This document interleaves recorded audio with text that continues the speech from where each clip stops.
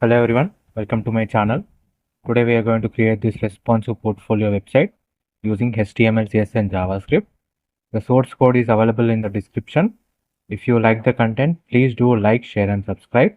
The entire website is made uh, for professional use, for professional use only.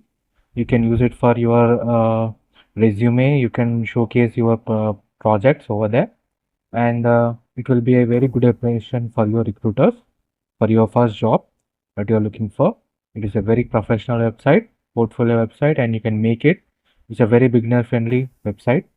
Right now we are in the home page. We can see home, skills, qualification, achievements, projects and contact me. You can see the hover effect on the navbar elements.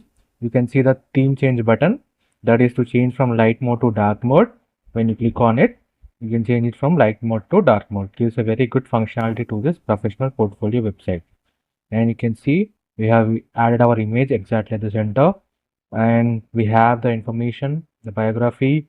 Then we added our icons like in LinkedIn, GitHub and Twitter. And we also have the skills section, and you can see whenever we hover on the skills section, the images will move. This is the hover effect that we have added. Then we have the education and experience section. You can see how neatly we have aligned them. Then we have the achievement section. You can see hover effect on them. The icons will rotate 360 degrees, as well as we'll get an border line. Then we have our projects, because we are using Swiper.js JavaScript library.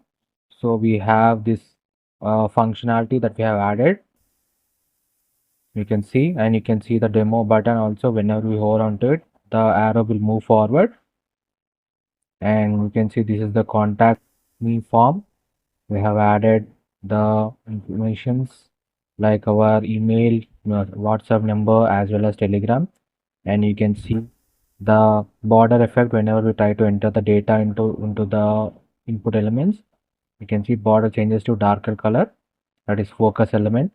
Then we have the send button. You can see this is the footer. This is the arrow button to move back to the starting page. As I told you before, this website has light and dark mode. This is the dark mode of the website,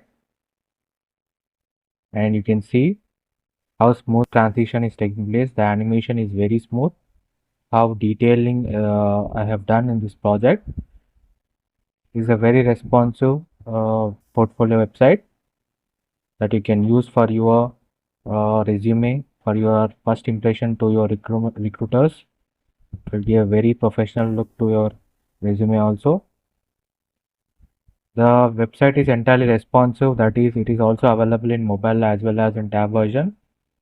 Let me show you the mobile version. You can see this is the mobile version of the website. You can see how perfectly they have all been aligned. And you can see that the menu bar I have added at the bottom. At the bottom, you can see I have added the menu bar here. You can see giving an app-like look to the menu bar elements. Just like we open in our mobile phone, right? It gives a very professional look to your website, and the recruiter will be very impressive how you have made it look like a very professional app. You can use your resume too, and you can change the theme here by changing the theme button, which is right beside it, beside the menu element. It gives a very professional look to your resume, and it will give you a very good impression. The entire website is made using HTML, CSS and JavaScript. It is a very beginner friendly project. You can make this. The source code is available in the description, and the full tutorial is all. It will be also be available on the YouTube channel. Definitely try to visit the channel. There are a lot of websites that I've built, and each and every line of code is being explained. Full tutorials are all added into the YouTube channel every day. So definitely try to visit the channel for more amazing content. Thank you so much. Hello everyone, welcome to my channel. Now let's go through line by line code for this responsive portfolio website. Now let's go to the index.html file. You can see in the header tag, we have linked our fav icon using link tag, and we have linked links icons. Then we have linked the Swiper.css file using link tag. Then we have linked our main CSS file, style.css file. Then we have added the title, that is the Viram page, as the title of this website. Then we can go to the body section. In the body section, you can see right now we are in the header section. In the header section, we have the main nav bar. In that, we have the anchor tag, for which we have added art as the name and reference is given as hash. And we have given a class name as nav logo. Then we have another div element, that is nav menu div element. Inside that, we have an unordered list, and unordered list. Then we have a list item, and each list item considered has an anchor element, an anchor tag, and inside which we have an I tag for adding the remix icons. You can see RI home line. By adding this class name to this I tag, we can be able to integrate the icons into our website. Here I am using home line, which is a home icon for the home nav element. The same way we have done it for the skills, qualification, then achievements, projects, and contact me. Then we have a close button. This close button is for the mobile version, because in the mobile version we don't have a large amount of space like the desktop, right? We only have small amount of space. So what we do, we will hide the menu bar and we will have a menu icon. So whenever you click on that menu icon, we will get that menu item will be displayed. So that to remove that, we are adding a RA close button. It will be only be available in the mobile version, mobile screen size. Then we have theme change button. Theme change button, we have one. This is for changing from light mode to dark mode. This is one of the function that I have added in this website. Then we have a toggle button for the menu icon. So this menu icon will be visible only in the mobile view. Now let's go through the CSS, as well as I will show you the exact way, at what position, how they are aligned. Now let's go to the CSS also line by line, so that you can be able to understand section by section. So first we are importing the font family by using the edited import URL. Then we are using the variable CSS. This is nothing but the root element, right? So in the root element, what we are doing is that whatever the values that you are going to use in the entire website, those values can be given any name. You can see it like this. In such a format, you can give the name and you can give the values to it, and you can call these values into the into any section by using the var element. Let me show you. Here you can see for the body font family, we are using var body font. We are not mentioning what font it is. But if you go back, you can see the body font is already been written in the root element. You can see in the root element we have already written the body font. So we are just calling the value into our whatever section we want to use, so that you don't have to write this these robotos and sans serif for again and again. So it's one of the cleanest way to write the CSS file. Then we have the this is for the responsive typography, that is minimum width is 1024. So below 1024 uh, values for above 1024 pixel size screen size values, devices or water devices, these values will be applied. Then we have the base values, that is the starting values that we give to any website. Star indicates to overall to the website, that is box sizing is quarter box, padding is 0, margin is 0. HTML scroll behavior is smooth, so whenever we're scrolling, the scrolling effect should be very smooth. It shouldn't have any effects, right? So that is the reason we are giving scroll behavior equal to smooth. Then we have body. For the body element, we are giving font size, font family. Then we are adding the background color as well, transition. For dark mode, this is for the dark mode. The background will change and it will showcase the change in color whenever we click on from light mode to dark mode. And for heading tags, that is H1, H2, H3 heading tag, we are adding the color, font family, and font weight. For any UL element as well as for anchor element, the basic default styles will be applied, right? So those, to remove those default styles, we are using for the UL element, we are using this style equal to none. And to remove default styles for anchor tag, we are using text declaration equal to none. Then we have the image. For the image, we have the maximum width is 100% and height is auto.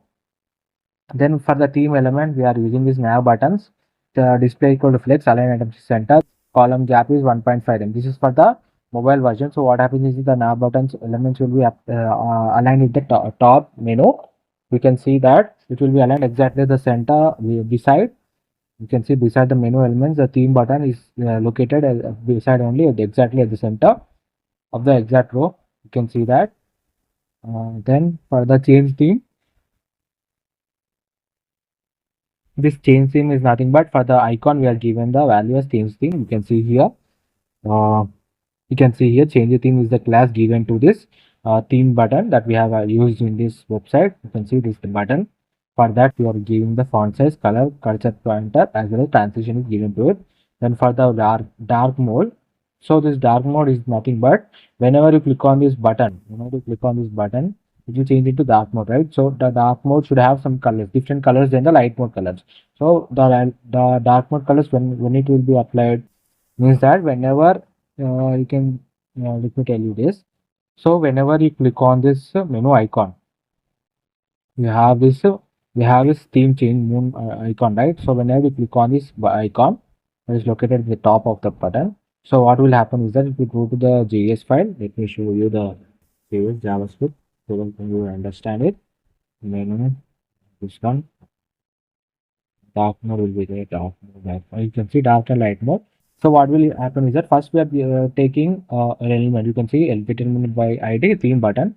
You can see theme button is nothing but the ID given to the theme button that we used in the website, the theme button. So that is fetched here in the JavaScript when we are creating a constant that is theme button. We are creating two constants, one is dark theme and icon theme, that is a constant theme. Here we are adding the remix icon, RI sun line. This is sun icon that we have added. So first, this one is previously selected topic. If the user is already selected, we want to be stored in our local computer. It will be stored, right? So that thing will be first displayed whenever you refresh the page or when come back after shutting down and come back to the website again, right? So it will, if you still remember it, because we are using the local storage of your computer here. So for that, I'm creating two get element items and when inserting them in our local storage, and we can by getting the current theme, what we are doing is that we are adding the dark theme or light theme. So here what happens is that, so whenever you can see that whenever you it is in the dark mode, you will be having a moonlight, that means moon symbol will be displayed. In the light mode we want it to be displayed like sun. So this is nothing but with the item, to make sure that we are changing the theme button at the same time we are also changing the theme of the website. So what is the previously chosen? So that topic will be added first. Then we have is the whenever we click on that theme button. So what it will do is that it will toggle dark theme. Dark theme is nothing but we are added the dark theme here. You can see for the body element we are changing the title color, we are changing the text color, we are changing the body color, we are changing the container color and IC color. So what is this means is that, so first we will be having default color values to the light theme, right? So whenever you click on the button, it will activate the JavaScript file, and the JavaScript file what it will do is that it will add this class, that is dark theme class will be added to the body element, and body is the main section, right? So body is the main section means, so these values will change for the body element and will get a dark color theme. So whatever colors you have added, that colors will display in the website, that will change in the theme of the website.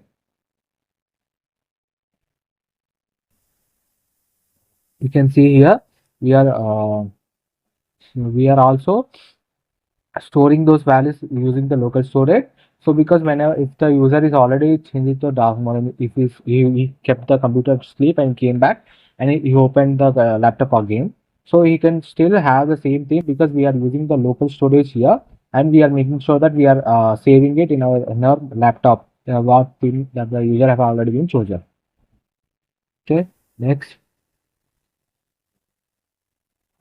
This is nothing but when for any particular section that you want the color to be changed, we can mention those things. Like you can see nav bar, nav menu, scroll up. For that, we are changing background color and box shadow is changing for them. And we are also changing for section border, WebKit scroll bar. This is for the scroll bar that we are going to use in the website, because I have created one scroll bar using the WebKit. Then yeah, these are the reusable classes. You can say that this container is for each and every section. I have this container. Grid is for whenever I want to have grid elements, like I want to arrange the elements in the grid format. Then I will just simply add this class element that I have, right? So this dot grid is there, right? So I'll just add this class element to that particular section. So automatically these styles will be applied to it directly. That is display grid Javis 1.5 run. So section padding is given, section border, then we have section title and subtitle. Then section for the section title we are giving font size, font weight, and margin bottom. You can see the section title and subtitle will be aligned exactly at the center of the image. Let me show you that. You can see skills is the section title and underline below what is section under and subtitle. So they will be aligned exactly the center because we are aligning using the text align, we are aligning it exactly at the center. And for both title and subtitle, we are adding the font size, font weight, margin, bottom values. You can see them. Then main for the software hidden. Then we have the header element that we have discussed, the index.html. Here you can see that we have the navbar has position is fixed, that is it is fixed at the top of it, and we have the bottom is student, left is 0, and g index is given. We have feedback that we have built from the root element. Directly we are calling using the var. Directly we are calling using the var element, and then we have the navbar. And for the navbar, we are adding the height, display flex, justify content space between items is center. You can see that here. So the navbar we are adding the displays just justify space between is there, right? So we are adding that logo and the space is added between them. Then we have the nav elements. Then we can go to the next one, that is nav logo toggle and class. We are adding the color.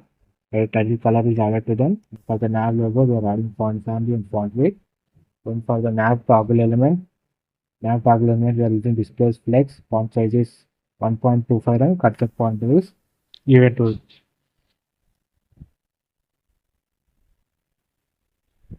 Then we have the red media screen max width is 1023 pixels. So below the 1023 pixel value device screens, whatever available, for those only these values will apply. That is nothing but responsive web design. This is very important topic in the web development. So for the nav menu, we want the nav menu to be displayed in the mobile version, right? So in the mobile version, you don't have a lot of space like in the desktop version. We only have small piece. So what we are doing, we are gonna make the visibility of the nav bar hidden, and will convert into a sidebar, and whenever you click on the menu icon, the navbar should be visible, right? For that we are using this position is fixed, width is 88%, left and right is given, and bottom you can see it is minus 60%. So it will move outside of the mobile screen size because we are adding the minus 60% to it. So what will happen is that because we don't want the navbar to be visible to us in the mobile device before we click on the menu icon, right? So whenever we click on the menu icon, we only want the side item to be visible. So for that purpose only we are given bottom equal to minus 60%, and you can see nav link hover we are giving color, and for the nav link I tags we are giving the font size. So this nav link close is nothing but whenever you click on the cross icon will be visible to you. So whenever you click on it, it will close automatically, close the nav element for that. And show menu, because we are adding the bottom student, and active link color is given to it. You can see that the show menu is nothing but one and only, then it will help us in making the uh, bottom value. You can see the bottom value is minus 60%, right? So here by giving the show menu as bottom area, we are going to make it visible. I'll tell you how. So what will happen is that we will have the menu icon, right? So we'll be having the menu icon. So what will happen is that whenever we click on the menu icon, you. First here I'm taking the nav menu, nav tab and nav close icons. I'm referring them here and using their class names. Then what I'm doing is that whenever you click on the nav toggle element, then it will add the show menu icon. So what is the show menu class has? The show menu class has bottom equal to rem. So what happens is that this 2rem bottom is equal to 2rem will be rewrite this bottom equal to minus 60. It will remove this bottom equal to minus 60 and it will replace it with bottom equal to rem. So it will automatically move towards upside because we are added transition is bottom minus 3 seconds. So with 3 seconds delay will display upside, giving a very professional look to your website. That's how we can combine JavaScript with our CSS and index.html using the class names. So it is very important that you learn everything. You have to be very professional with HTML, CSS, and JavaScript if you want to make a very professional website. And whenever you want to remove it, so whenever you click on the cross link, then automatically it will nav list will remove the show menu icon. So what will happen is that again it will the value will be changed. That bottom two rem will be replaced with bottom equal to minus 60 pixels. It will replace again, and it will disappear the it will make the disappearance of the menu icon menu items. Then we have the home section. You can go to the home section. This is the main. Then inside the main section we have the home section, and you can see we have a div as container. I've already told you container grid. These two values are the basic values that we have already written, and just by adding them to this class we are using those tags directly to our section. Here I am using h1 tag for adding some information. Then I have the br tag is nothing but break tag which will break the line. You can see I am Abhiram. Then I have added the break tag. So it will go to next line. Next line is content developer. Then I have added break tag again. So it will go to based on Russia. You can see they are added exactly in different lines.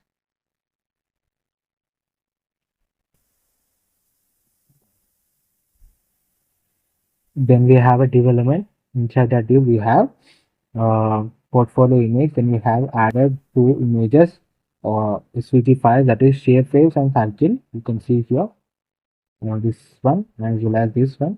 So these both are using the SVG files that were integrated here. Then we have another div, another list unit. We have an anchor tag. Inside the anchor tag, we have an icon tag for adding the remix icons into our website. But as you can see, I've added LinkedIn, GitHub, as well as Twitter. Then you can go to the another div, what is home info div. Inside that div, we have another single div, inside which we have the h3 element for home info title. Then we have paragraph tag for home info description, and the same div is copied again for contact as well as for the achievements. Then we have another div that is home info, same div like the above div. We have copied it again. Here we are using the h3 element as well as paragraph element, and we are adding the graduation year and date, and then we are adding the completed projects 15 plus companies work for 2 plus. This is the same code that has been repeated again. So not explaining you can see that. Now let's go to the CSS file along with it. You can see how neatly they are aligned towards each sides, and the icons are aligned exactly below of it. You can go here, home container, using row gap is given, pattern is given. But for the home data, row gap is 1.5 m. You can see the gap is for 1.5 m for each and every section. For the home title, we are adding it as section. It's exactly at the center. It is spacing is 3 m, margin bottom is 5 m. For the home blob, we are giving this position is relative, width is 200 pixel, height is 200 pixel. This is nothing but the one, you can see the circular one. For that, we are creating a values that is 200 and 290 is the height. That is the reason you can see an oval shape section has been created. Background and border is getting to it. So typical content paper. And border radius is given as 6.5 m. Then we have the price item, that is price item is center, exactly the center the image will be applied. Then we have the home prefill. Inside the prefill is nothing but the border. You can see that entire black color border is there, right? So that is nothing but the prefill. For that I'm giving the width, then I'm adding the height as well as and adding the background color, border radius, overflow, display flex, specify content center, flex direction. This direction is flex end. You can see you can also use it for adding the flex start also. You can see the image will move towards itself. Then we have home prefill image. For that we are giving width equal to 150 pixel. For the home shape tools and circle, we are giving the position is absolute and opacity equal to dot 2. You can see them here, both of them aligned with the image.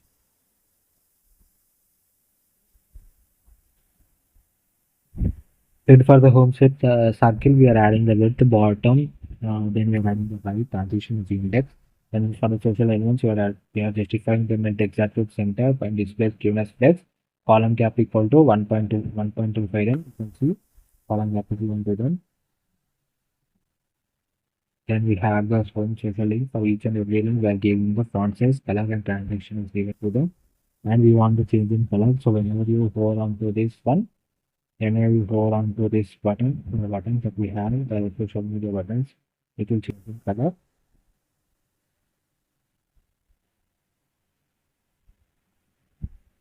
Then we have the home info. For that, we are using displays globe for the student. For Honda info title, we are giving the font size and branding, font weight, and description info number. Then we will add the value student, the font size and font weight. Then we can go to the next section, that is the skill section. The skill section, we have the skills section title and section subtitle. We have already explained the code for. Then we have the default skills container. Inside we are using container and wave. So these two values that I've already told you will apply directly to this particular section. That is, will be aligned using the grid. Display will be aligned as grid.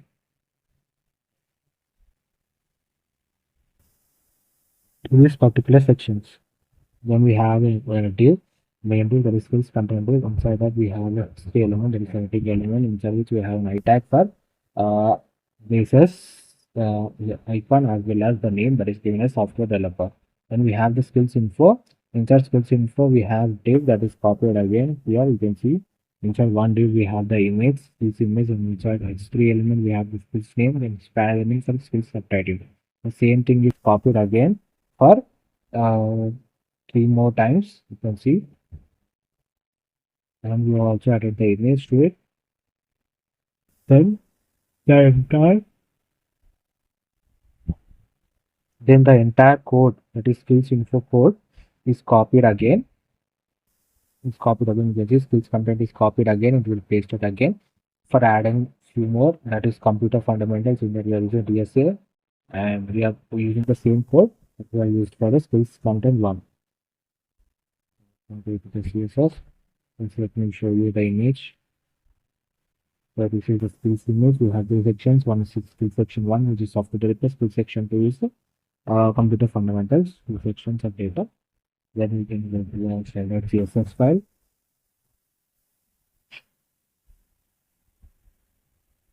Row gap is given as 3.5 m. You can see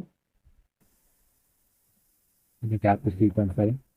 Then we have skills title. For that, we are giving the space flex, specific component center, alignment center. You can see the titles are aligned exactly to center for each div. This is one div, and this is the second div that we have. So they are aligned exactly center based on their div. Then for the title element, right now we are adding the font size, font weight is added to them, and display grid is added to the skills block, skills data, skills info. Then for each skills info, we are having grid template column VP3. One of us is nothing but that the grid will display 3 elements in each row. You can see 3 elements will be displayed in each row. This is one div. So in this one div, we have only 3 elements, and this is the second div. Inside also, we are having only 3 elements for one row, because we have mentioned grid template columns repeat 3 1 of n. And gap is mentioned here. Then we have the skills data. For that, we are using display analysis center, text analysis center. You can see how they are aligned exactly to center. You can see based on the line.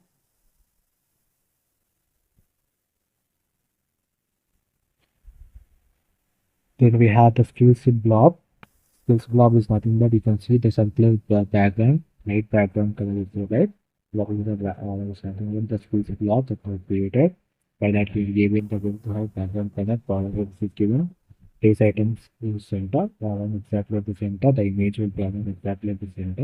You can see that. Then we have the skills blob image. For that we are giving the width to specific name. We are giving the consoles on the bottom.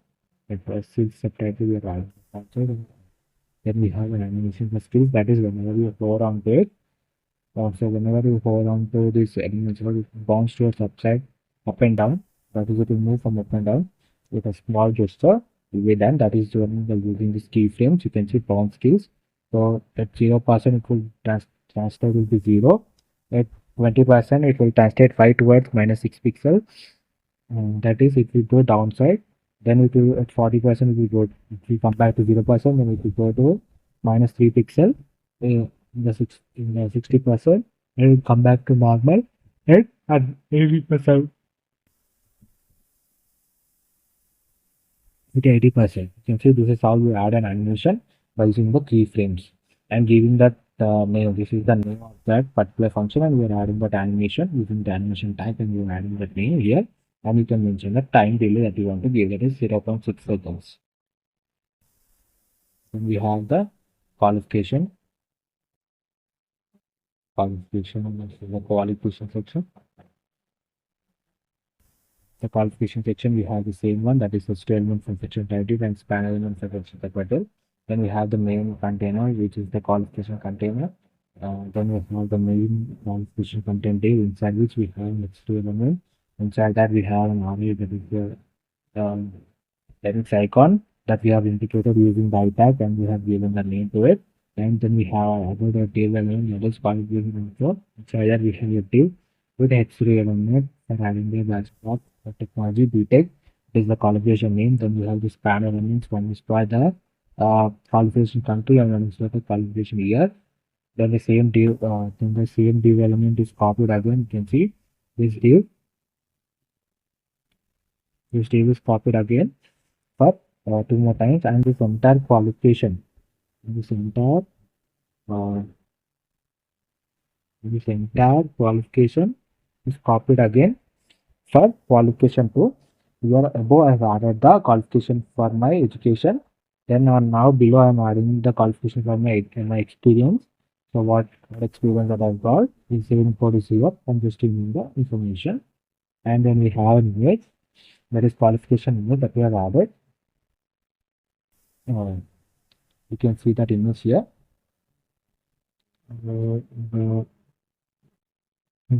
Dark mode is my video.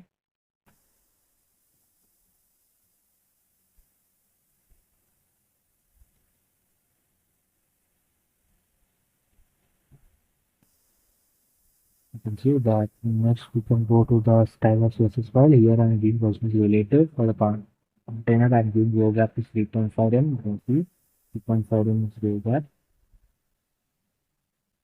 Then for the qualification title, I have given display strength, justify content center, align items center. You can see education as well as experience, for they have two different blocks, and for each block they are aligned exactly at the center. Then we have publication title info. For that we are giving displays grid, and the row gap is student. You can see displays as 0, so they are aligned exactly 1 by 1. And the row gap, the gap between each and every section that we have right here, right? After the years we have gap, then we have the next one. Then we have gap, then we have the next one. So that is given here. Space grid, row gap is 12. Then we have the qualification name. Inside that qualification name, for the qualification name, we are giving the font size and margin bottom. And for the qualification content here, we are giving the display block. Font size and color is added to it. Consider. Then for the qualification name, we are adding the weight equal to 150 pixels. That position is absolute. You can see the image that I have in place. Then bottom is children. We have transform equal to rotate 2 degrees. Then we have the opacity equal to 0.1. Then we can go to the achievement section. Then we can go to the achievement section. This is the achievement section. Let's go to the code. You can see in the achievement section we have the same one, that is history of the section title and span for the section subtitle. Then we have the main div. Inside that div we have the container and grid. So we will locate CSS and container based value CSS value should be added directly. Then we have the main div, that is the achievements card. In that achievements card we have an I type for RA trophy element, that is for the icon. Then we have history element for achievement title, and we have the paragraph element for achievement description. And then we have achievement border. For to add the border, we are using the div element. And the same div element is copied again. You can see this. You can see this entire div is copied again. This entire div is copied again. For adding 2 more achievements, you can add as many as you want. Let's put the CSS. So for that achievement container, we are justifying content is center. You can see every 3 divs we are using 3 divs, right? The 3 divs are aligned exactly the center of the web page, and you can see that you have achievement card, position is related. For each card, we are adding the width is given, height is fixed, and background color is given as container color. Then text line is center. You can see every data is aligned exactly in the center. You can see data is not moving towards right side or towards left side. They're adding exactly at the center. Then we have for I tag we are giving the display is a block. Then we're giving font size, color and margin bottom is given to it. Then we have the achievement title so that we're giving the values. And we have achievement border, width and height is given. You can see achievement border. Uh,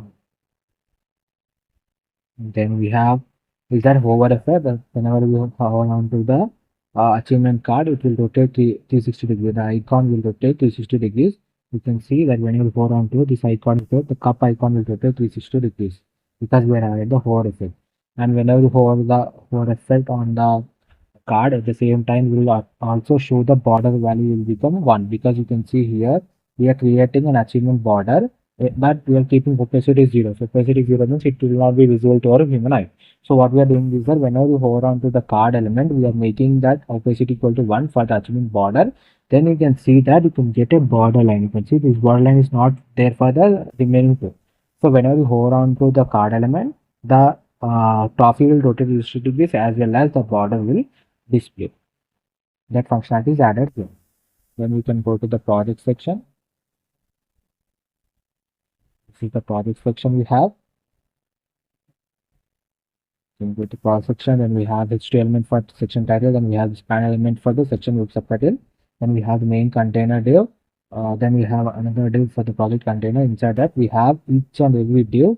We are using the swiper wrapper JavaScript library here for this smooth uh, transition that we animation that we can use for displaying our projects.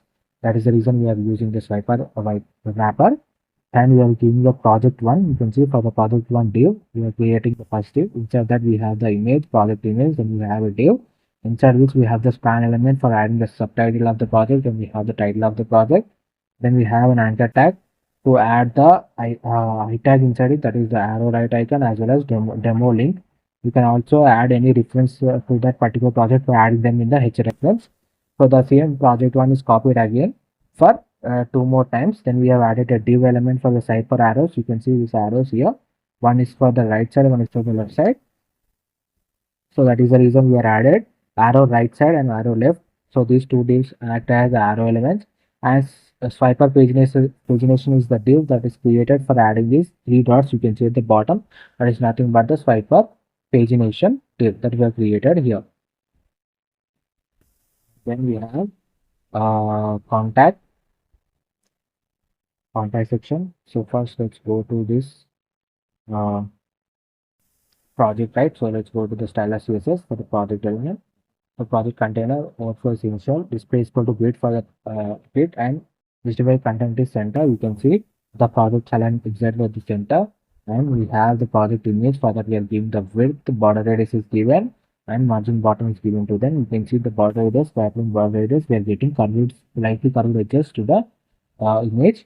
Then for the project image, for the project subtitle, we are adding the font size and color, and for the project title also we are adding font size, margin bottom, and margin is added to them.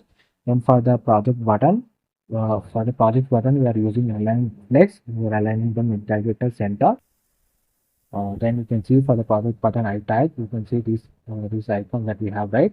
So these icons we are adding we are applying the font size and transition is applied to them. And whenever you hover onto these buttons, you can see the translate text will move. That is, whenever you hover onto this demo button, you can see this demo button here. It is very close. The arrow is very close to the button. But when for the second one, it is far because I hovered onto this button and it will move towards forward. Then I click the photo of it so that you will be able to understand what will happen when you hover onto the demo button. So when you hover onto the demo button, the arrow will move forward, creating a transition effect. Then for the project container, we are adding the swiper button next, and preview buttons we are adding. You can see both buttons. The preview button, this button, next button, this is one of previous button. And further, we are adding the width, height is given to them. Margin, font size are also given to them. Then we are placing them using right and top values. You can see by mentioning those values, we are placing them exactly beside uh, both divs. Then we have the slide button, and then we have the slide page initial bullets. You can see bottom for 0 because they're aligned exactly the 0 section of the project section. And for them, we are giving the background color is given opposite is initial for them. Then we have the contact section. Where we are in the problem, now we are in the contact section. You can see in the contact section we have the SO tag, there is heading tag for section title, and we have the span element for section subtitle. Then we have the main container div. Inside that div we have the contact content div. Then we have H3 element for adding the contact title, that is the text me, and also adding the I tag, that is remix icon, that I have added chart icon. Then I have used another div for contact info. Inside that div we have a smaller div, that is contact data div. Inside that we have span element for adding the contact data title, that is email, and contact data info, that is email is provided here. The same div is copied again. The same div is copied again for WhatsApp and for adding the Telegram data also. And then we have another div, that is contacted. Inside this we have added copied exactly. Then we have another div, that is the contact content. Then we have an H3 element, that is have unique ID, that I use for the heading tag, and we've also added send to plain icon to it by using the I tag. Then the form is used here. For the form, I'm using a div element contact form div. Inside that I'm using a label, that is the name. Then I'm using an input tag for adding the input element, that I'm using the type is text. And for the same way, the same div is copied again for email, and I'm also mentioning type is called to email. Then I have the label for message. Then for the message one, I'm using the text area, I'm not using input because I can add text area will give more amount of information that your user can provide. Then a small information you can see here in the contact image. You can see the text area is larger than the input areas. For name and email, it is small because we are using input. And for the message, text area is large because we wanted the user to specify more information. Uh, when we have the send button, we have for send button we have.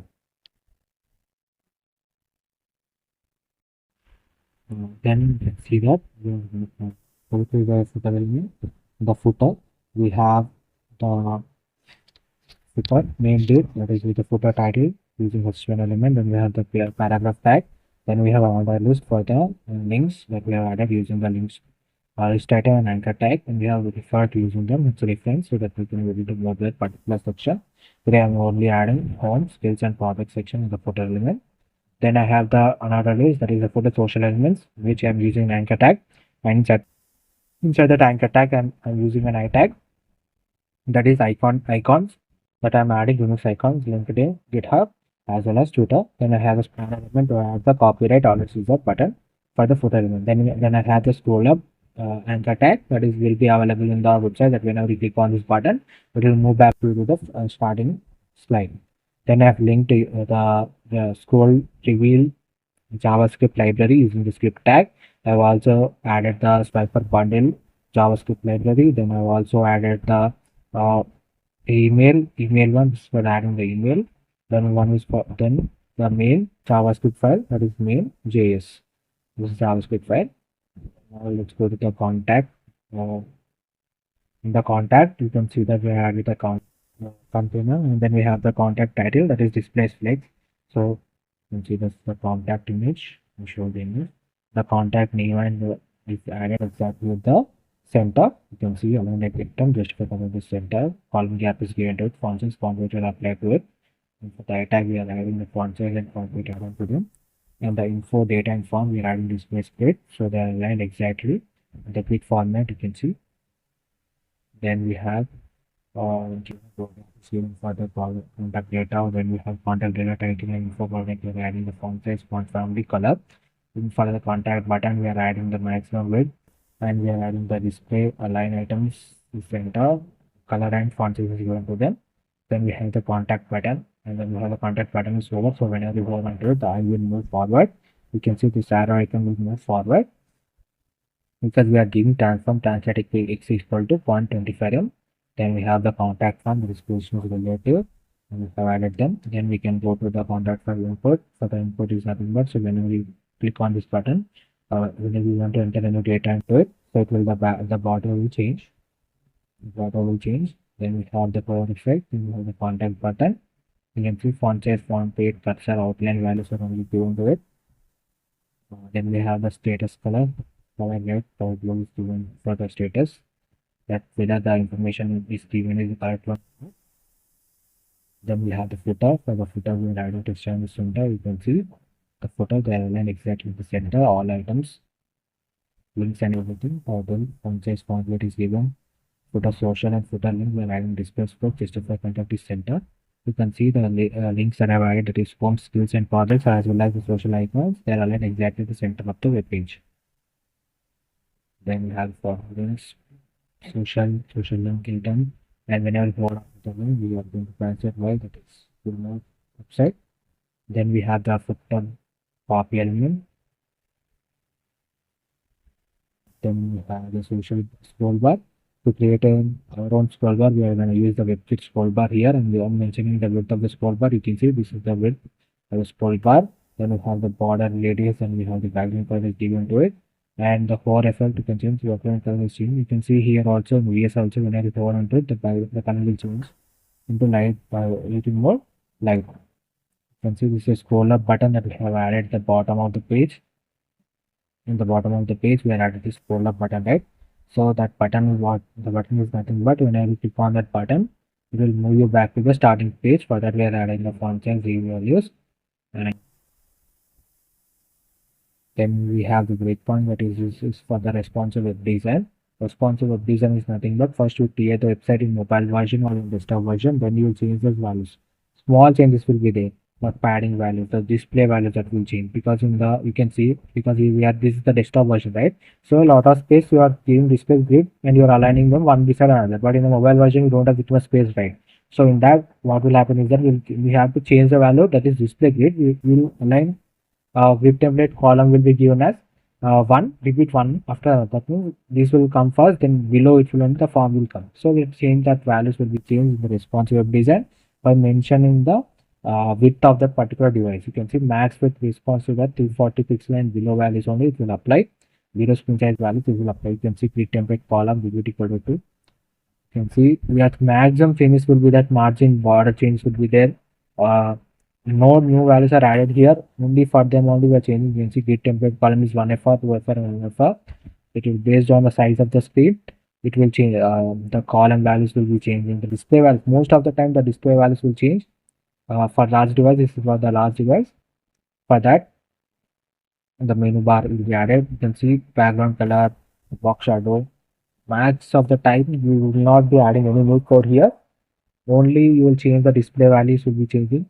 So you don't have to be like very much worried about. First, try to complete the website in mobile version or in desktop version, then change those values accordingly. You can also use the Chrome feature that we have, the inspect feature we have in the Chrome, right? So you can be able to know what size we should give, what either we should give a written the column is 1FR or 2FR, because we want, if you think that we can have more space or not. So those values will be there. So you don't have to be worry about it lot much. You just have to change those values. Small values will be there. You are not waiting anymore. You're just changing those values that are already written. That's all. Right? Okay. So that's it. This is the home page. This is the home page of the portfolio. Then we have the skills, then qualification, projects, achievements, contact.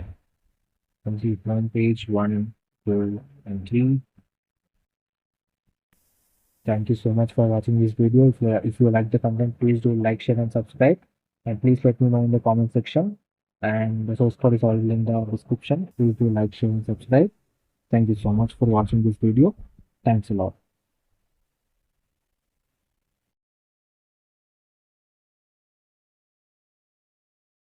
Hello everyone, welcome to my channel.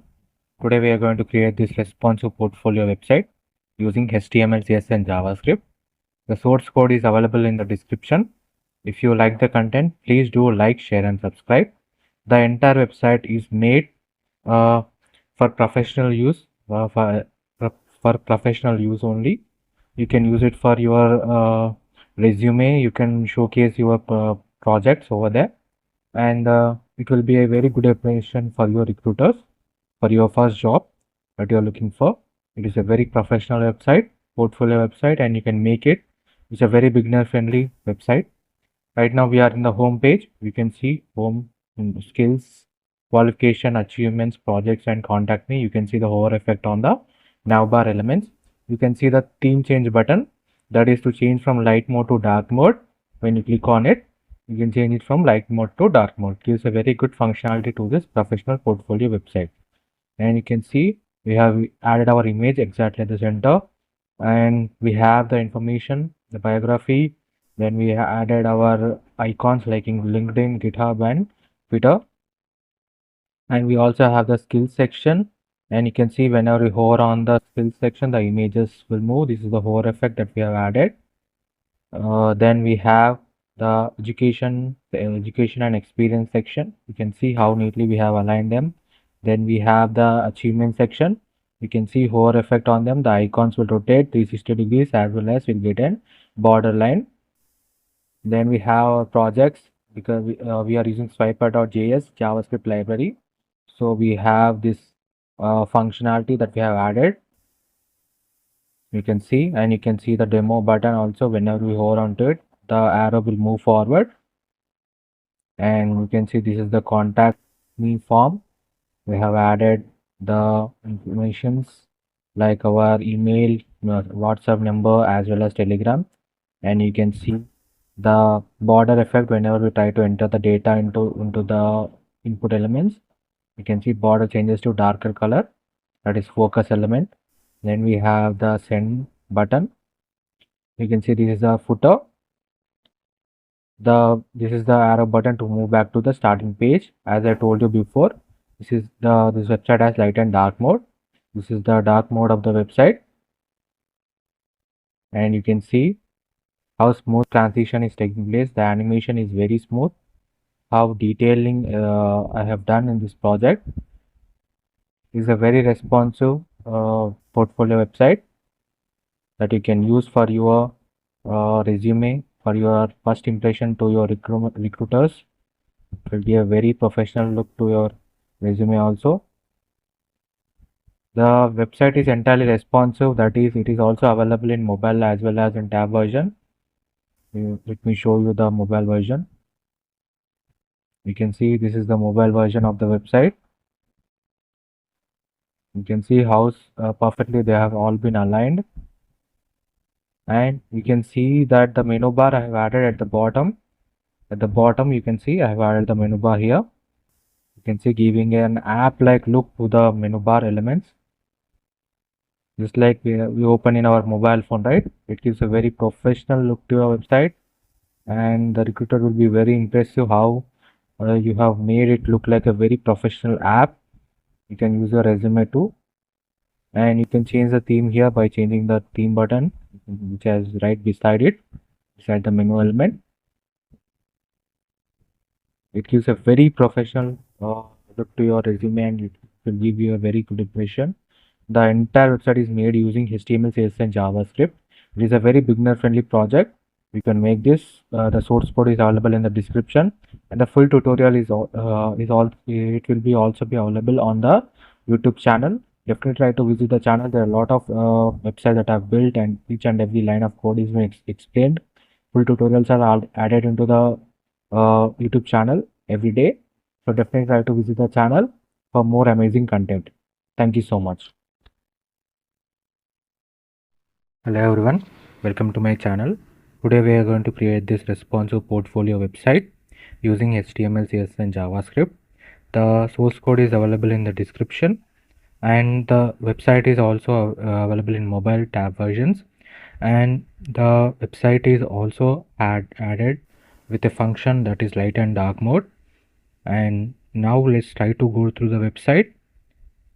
You can see this is the home page, the hover effect on the image, and you can see the hover effect on the download CV button, how smooth transition is taking place.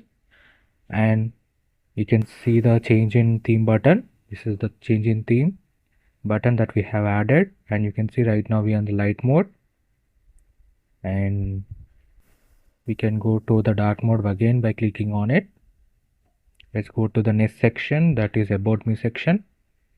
You can see the download CV button, hover effect on the projects, years of experience, happy clients, and customer review. You can see how neatly they have all been aligned. And then skills, my skills section, and we have used the bar effect to display the percentage of proficiency in those developments. And you can see the timeline, that is my education and experience. You can see the icons, how neatly we have aligned the icons and how neatly they are aligned in the web page. Then we can go to the portfolio section. This is the portfolio section, and you can see the hover effect on the portfolio with icons, that is GitHub, Facebook, and YouTube. You can see the smooth transition effect, the hover effect. Then we can go to the block section. You can see the hover effect on the image. You can see the hover effect on the text. Smooth transition, and you can see how neatly they have all been aligned with equal spaces by using the grid template. You can see the box shadow effect also around it. And then we can go to the contact me section. This is the contact me section. We have integrated the icons. You can see the icons and social media icons. You can see the hover effect on them. Then the form, the contact me form. Then we have the submit button. You can see this website is entirely responsive with light and dark mode integrated in it. Now this is the light mode. You can see the smooth transitions. You can see the box shadow effect for this customer review project work, how they like a 3D icon.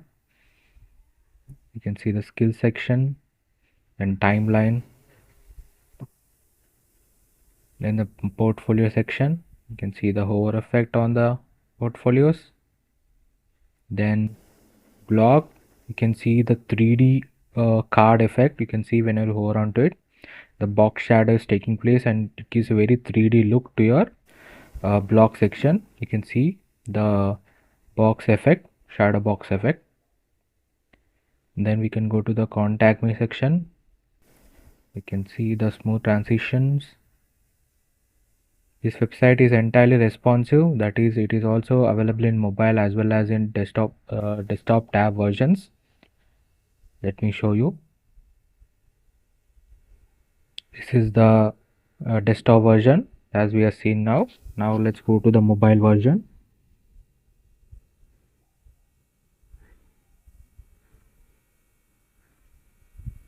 You can see this is the mobile version, and you can see the theme change button is above here on the top,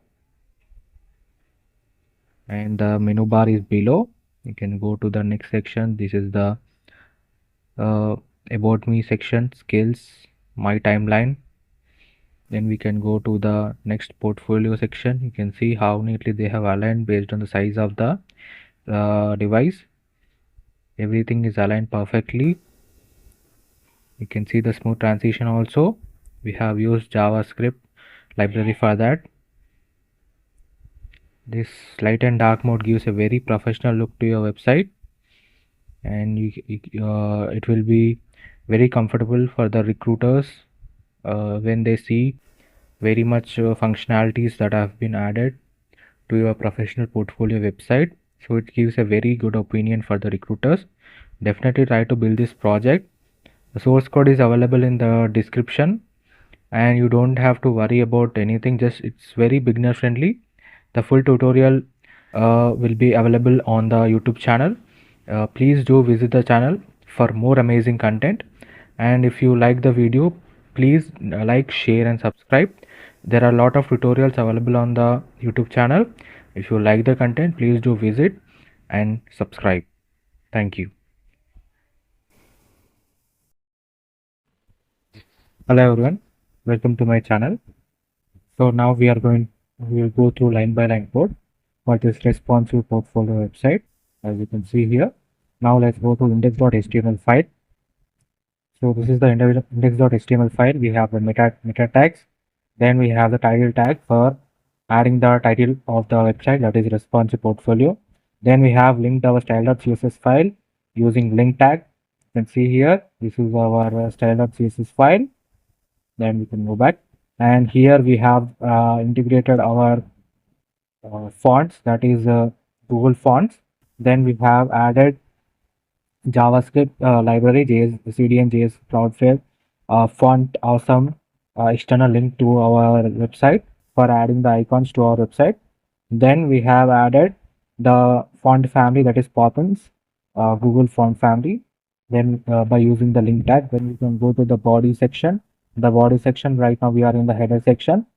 In the header section, we have the main div, that is header content, and then we have the div of header left, inside which we have the main image using the image tag, that is home image. Then we have another div for right header.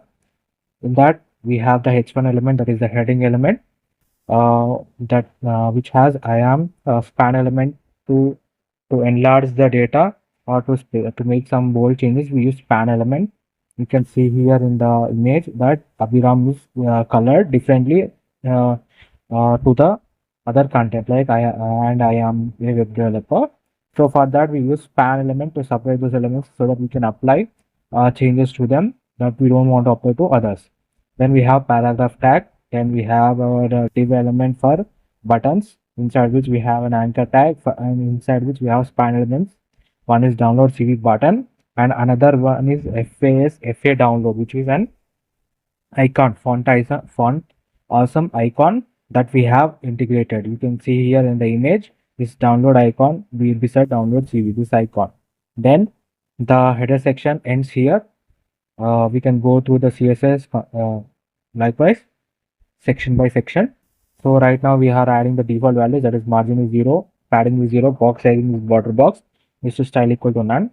The root is nothing but whatever the values that you are going to use in this website, those values that you can add in the root element, and you can call these values by using var element. Like you can see here, for the body element we are adding the background color by using var, and you can mention the color name that you have given. That is, here I am given color primary, right? So if you go back, you can see for the color primary we have given the back color. So this color will be applied in the body element. So this is how you can write as well as access those values from the root element into your any section or any section code that you want. Then we have light mode. For the light mode, this website has light and dark mode, right? So these root element values are for the dark mode, and this light mode are the light mode colors that we want to change, and these colors will apply to it. Then we have the body element. For the body tag, we are adding the background color, font family, and font size, color, and transition. Then we have anchor tag. For the anchor tag, we are using texture declaration is none, which is nothing but default. There are some attributes that are added to the anchor tags, like underline or color. These values, declaration values, will be removed by adding texture declaration none, and we are giving a color to it, and font family is also given to it. Then we can go to the header section. For the header section, we have given the minimum height, overflow is hidden, padding is 0.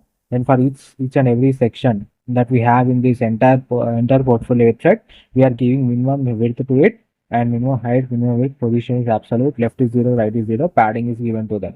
When we have the container, because everything starts from the container, right? So for the container, we are using displace none, transform is translate y, minus 100% scale, transition is given to it, background color is changed.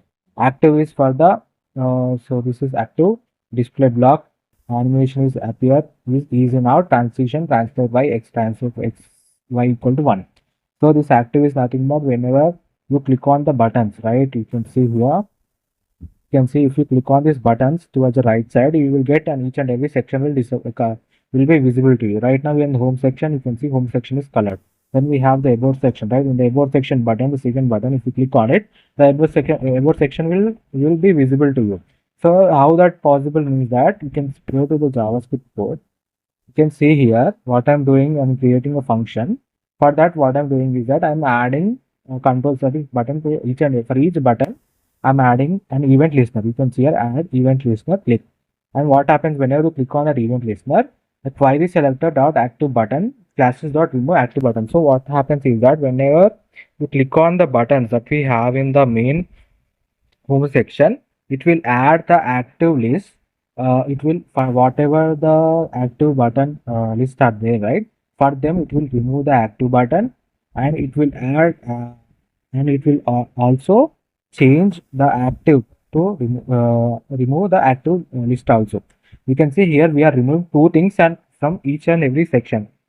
So whenever you click on the button, then we are doing is a query selector dot active button. So whatever the queries in the entire index.html file has active button added to it as a class will be removed at the same time. And whatever next what we are doing then, if for all the active classes that are added to any element in the function, there also we are removing the active link. So what we are doing is active button and active link both are removed. And then dataset ID classes that add active. So what we are doing is that whenever, let me show you the image. So whenever you click on the button, next button, what happens is that first we are having an active button to this button, right? For this button and for this page, we are adding the active, because of which what is happening, display equal to block. So it will be visible. So what happens is that whenever we click on the second button, that is about the button as click, then what happens is that it will remove the active button and active list for this home section. So these both sections will be it will be disappeared, and then the about me section will come into active space because we are adding the active act, active button to the about me section. You can see document.getElement by id, button.dataset.id, classes.add active. So it will add the active list to it. And next we have the theme chain button. We are adding an event listener to the theme button that we have here on the on the top. You can see that in bigger button. Whenever you click on that button, we're gonna toggle light mode. So what happens is that you can see here, I've already shown you the light mode colors, right? So this is the light mode colors. So what happens is that whenever you click on this theme change button, right now it is the light mode. In the dark mode, uh, you can see it will be in this color format. It will be there in the dark mode. So whenever you click on this button, the theme of the theme will change. How that theme will change is that whenever you click on it, then we are toggling with the light mode. Light mode is actually a class that we have written. In that class, we have all these values, right? Color values are there. So whenever you click on the theme change button, what happens is that it will add that particular color. It will add these colors to the entire index.html file. Then whenever you click on again, whenever you click on it again, then it will change back to the next position. That means light mode will disappear and you get the default values that we have in the root element. So this is the active section and how we are adding the sections visibility to us. Then we have the controls. Controls are nothing but you can see these are the controls that we have, the light and dark mode, the sections, these all are controls. For them, we have position flex, index, top is 50%, right? Display flex. You can see flex direction is column. So that is the reason they are aligned one after the another. Then we have justify community center. That control. Then we have icons for that icons for team functions, color for pointer zones. An active button, background color is color secondary, transition is given to it. For the I element in the anchor button, active button, we are changing its color to color white. You can see here in the image black, right? So as you can see, the white color is there for the icon. Next, we can go to this theme button active, transfer minus 3 pixel. Theme button I icon, further we are giving font size and color and pointer events. Then the header content we are adding display grid with template column is repeat to 1fr. So we are adding two here, that is two details are displayed here. Then we have university 100 VH. Then left header, we are using flex, center, and position is relative. You can see this is the left header, this is the image.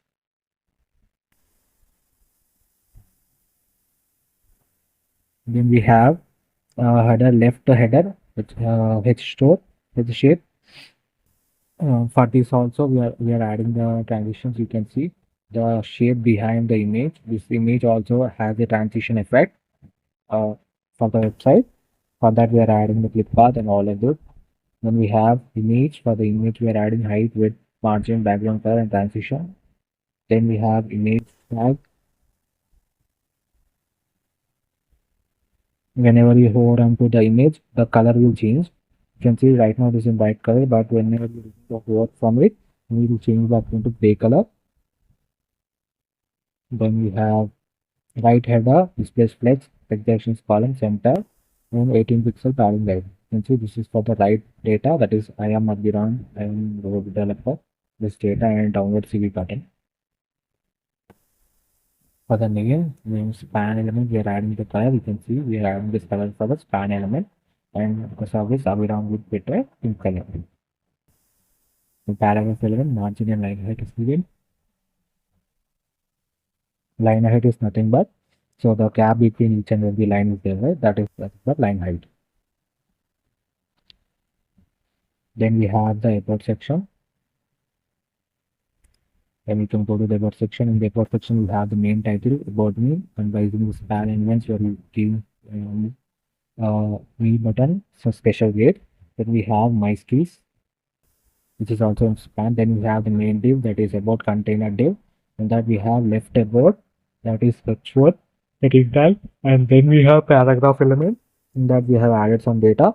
Then we have at the another div for adding the button, that is download CV button, that we have already seen in the heroes in the intersection in the home section. Then we have write about, that is our another div. In each div we have another div. Inside we have two paragraph elements. One is for the text and one is for 500 plus in projects. Then we have br tag, which is nothing but the break tag that we have. If we break the content into two parts, projects, then this below it we will get the computer. The same div is copied for again for 4 times. Then we have our skill section.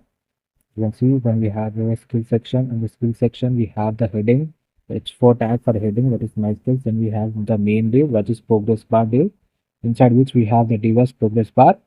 Then we have paragraph div for having the head name. Then we have another div for the progress con, and then we have paragraph tag for progress text. Then we have another div with span element. This span element will be used for representing the uh, width of the progress, that is, if we mention here 80%, right? So it will showcase 80% scale in the bar. The same code is copied again for 6 more times for all the required skills. Then we have the timeline. Next we have the timeline, h4 tag for timeline. In that we have the main div as timeline. Then we have another div. Inside the div we have an icon, that is briefcase icon. Then we have paragraph element for mentioning the timeline duration. Then we have h5 element, that is heading file element for adding the position and company name. And by using the span element we are adding the company name. Then we have another paragraph element to add a small description about about it. Then the same div element is copied again for six more times.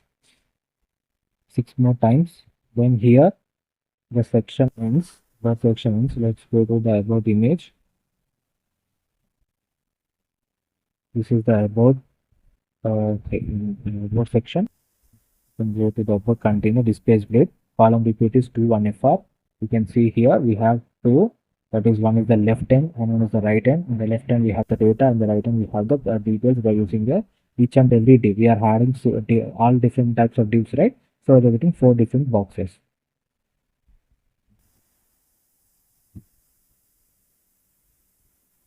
For the right about, we are adding display grid, view template columns 2 and gap is 2 run. So for these we are adding 4 divs, right? 4 divs means we don't have lot space.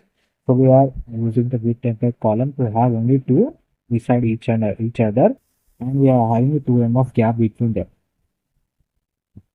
Then we have uh, about item. For that border is given one pixel solid border is given to it. You can see the gray border, and then whenever you hover onto that item, we get the uh, box shadow effect will be adding to it, and we are changing the border color to secondary color. You can see the border color is changed to green, and you can see a box shadow effect around it. Gives a 3D box look. Then for the text, we have given the font size, font weight, color values, and then we have small text before. This small text before is nothing but we can see we have an underline before each and every detail that is project completed before years of experience before. So this text line is done by using before, which is nothing but position is absolute, left is 0, top is 15 pixel, width is equal to 2 rem, and height is equal to 2 pixel. Background color is gray color. By adding the before effect that in the CSS, we are able to make this underline. It's a small line that is before the names, that is project completed, years of experience, happy clients, customer review, all of it. Then we can go to the next one that is left about. Padding is added to it. Then we have paragraph element. For that we are adding line height, padding, color. Then H4 font size and text transform is added to it. Then we have both stats. Then we can go to the skills section. Now we are in the about skills section. Let's go with the image. Here is the skills section. We have the progress bars here. You can see. Next, we can see here that for the progress bar, we are using display grade, written by column, repeat is 2, 1 FR. So we are having, in each row, we are only having 2 details, like HTML5 and CSS3. Then we can go to the progress bar, display flex direction is column. Then we have for the progress bar, progress title, we are adding text function is uppercase, font weight is 500. You can see for this HTML5, for this HTML5, we have added the text transform is uppercase, right? So all the letters will be in uppercase, and we have added the font weight to it. Then we have the progress font for the display flex, and then you can see center. You can see here, all the data is aligned exactly at the center. Then we can go to the next one, that is progress, which is 100%, and we have background color is gray color. You can see this is nothing but the first box that we have, that gray color line bar, that is the one where we have created by using the progress. Then what we are doing for the span element, we have span element inside the progress bar, right? So what we are doing position is absolute, means that it will hover onto it. So the green color bar is hovering, span element is hovering onto the gray color div element, so giving a look that it is creating a bar like structure.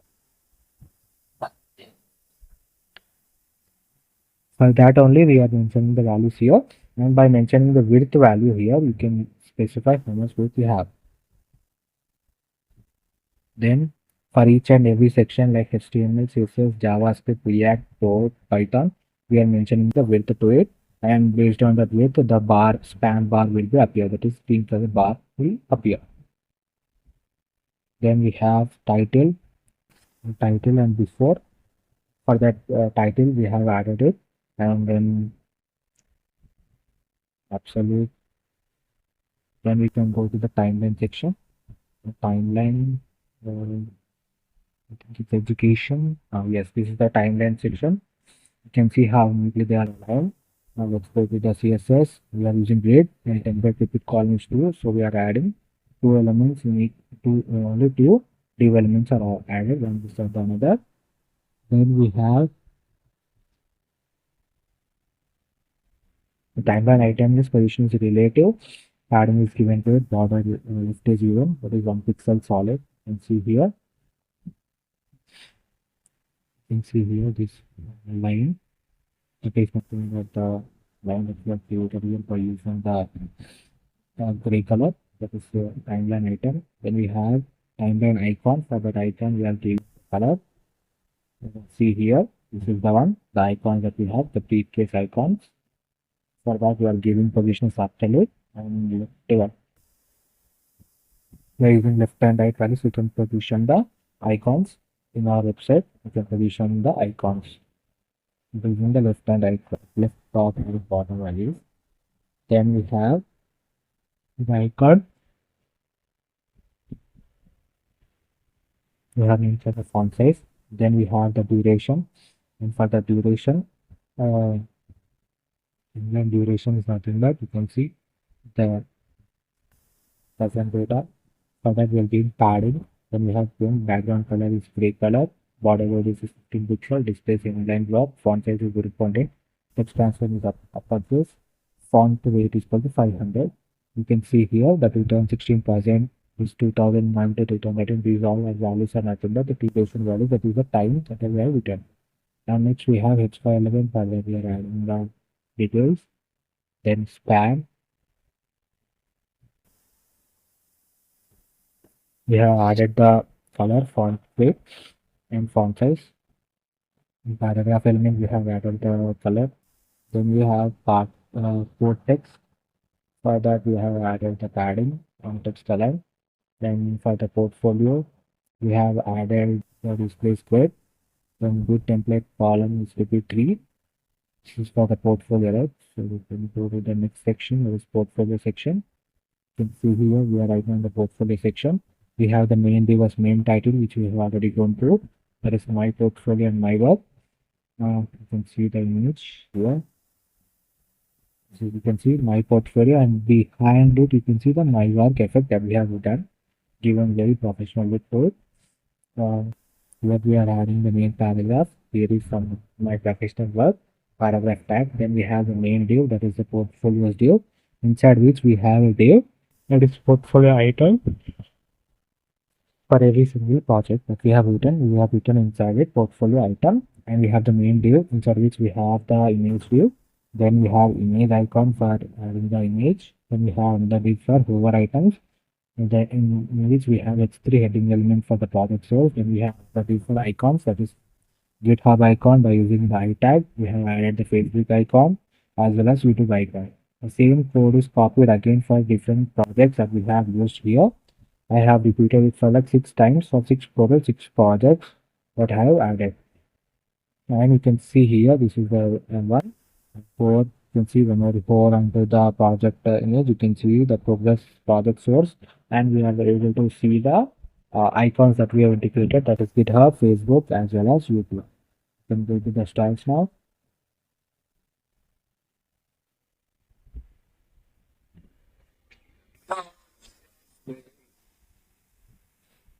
You can see the sports now portfolio, and in the portfolio you can see the display split, and we have written the column repeat equal to 3, right? So 3 elements will be repeated. You can see 3 projects are repeated in a single row. Then we can go to the portfolio item. The business width, border radius is given. For the image we are adding the width, the height, object width, and border radius. Border radius is nothing but 15 pixel, right? So get a curved, semi curved edges. Edges you can see here for the portfolio image. Then we have the hover items. Hover items is nothing but you can see here whenever you hover onto this image, you can see a blue color blurrish background is created, and it will showcase the project source and the icons will be displayed, right? So for that, we'll give CSS here, width is given, height is given, which is equivalent to 100%. So it can take the entire one, and we are creating the limit gradient, blue color limit gradient. You can see by using the background, and because we are adding position is absolute, it will hover onto the parent element. You can see here. And for that, we are using display flex, like justify content to center, alignment to center, flex directions column. That is one below another. You can see project type password is one name, social icon is one. So they align exactly towards the column. It's the element, and icons we are adding the display flex, justify content to center, alignment to center. And for each and every icon, we are adding the border radius with 20%. You can see we get an exact circle icon. Then flex to center, justify content to center, cursor pointer. Then we have portfolio icon. For the icon, we are adding the font size, color, margin. Then we have whenever you hover onto the icon, the background color will change. For these icons, the background color will change into white color. Then we have whenever we hover onto the portfolio item, that is the portfolio image. This will be visible to us. Okay, for the first, the icon will be visible to us. Thus opacity will be 1 and transform for the scale 1%. So we scale into the website. Then we have block.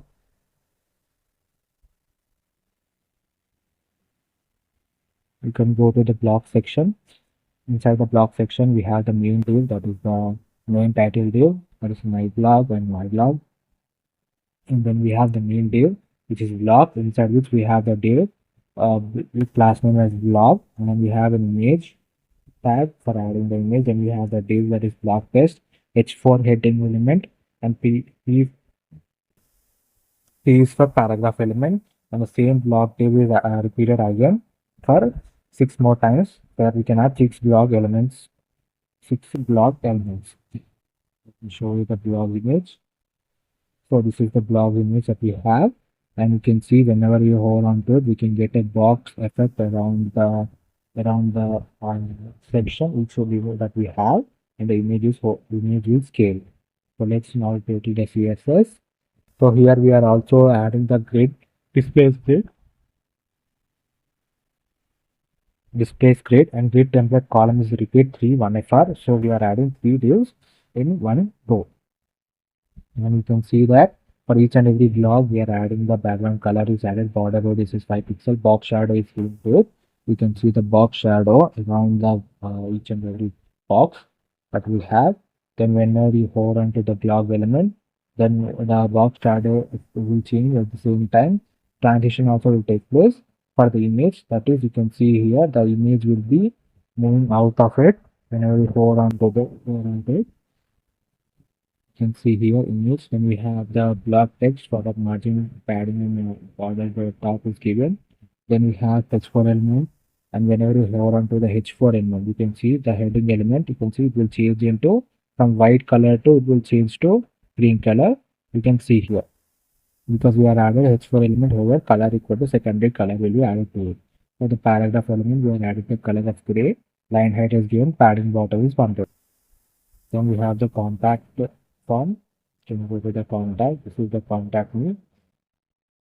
Where it's go to the contact me section. We have the div that is contact container. Then we have the div for main title with the h2 element, that is heading element, and span element for writing the name and text that we are going to have. You can see here contact me, and we have it also. We have contact, which is light green color, which gives a 3D look to the website. And we have the main div that is contact content, inside which we have the div left content, and inside which we have a div again div contact info, contact item, and inside each contact item we have a div for adding the icon, that is map icon, and we have span for location. Then we have paragraph element and mention the location, that is Russia, and the same div is copied again. And the next page we are adding the email, then it is copied again, we added the education, then we copied again, and when we added mobile number, then we have languages and languages. Then we have another div that is contact icons div, inside which we have the main contact icon with using the answer tags, as well as I tag here integrated the Facebook, Twitter, GitHub, and YouTube icons into the contact me form. Then we have the write content. Inside the write content div, we add the form element, and by using the form, we are adding the input elements for text and email. You can see name and email. Then we have another div for input text, that is subject. Then we have another div for text area. So whenever you want to add more data, you can use text area, and here I'm having columns is 15 and rows are 8. And then we have another div for submit button. Inside an anchor element, we have 2 span elements. One span element is for the submit button, and another span element is for the submit icon, that is FA envelope icon. The section ends here, the contact me section ends here. You can go to the styles. Here you can see for the left content flex equal to 2, and for the left content we are giving h4. For the h4 element, you can see this is the h4 elements, which are the names that we have. For that we are adding margin top, font size, and text transform is uppercase. Text transform is uppercase. Then we have the paragraph element. For that margin is given. Then we have the paragraph element, for that margin is given. And then we have the flex direction for the contact item. You can see contact, flex direction, flex justify content is space between. You can see the space is added between the names, that is location, email, education, and the details that we have given. And then we have the paragraph element, then we have the icon, and then we have I tag. For the I tag is added for each and every I tag that we have, that is icons. We have added the text, that is border radius is 50%, and displays flex, and align items is center, font size is given to them. Then we have the anchor element, that is flex, center. You can see this is the second one. You can see the input form elements, and you can see whenever you hover onto the submit button, it will the color will spread across the entire submit button. That is also given here. So whenever you hover onto it, the background color will change into secondary color, and the I tag color will change into color primary. You can see here it will change into white color, and the background color will change into green color whenever you hover onto that button. And then we have the right content. For the right content, flex is 3, margin left is 3 rem. Then input controls are given to it. Text area. Then we have the IC2 and last child. This is nothing but margin left. And submit button, we are using display flex. Justify content is flex start. You can see this button. We will start from the form starting position because we are added flex start as a justify content is flex start. Then we have a component that we have main button, and this button we have already gone through it.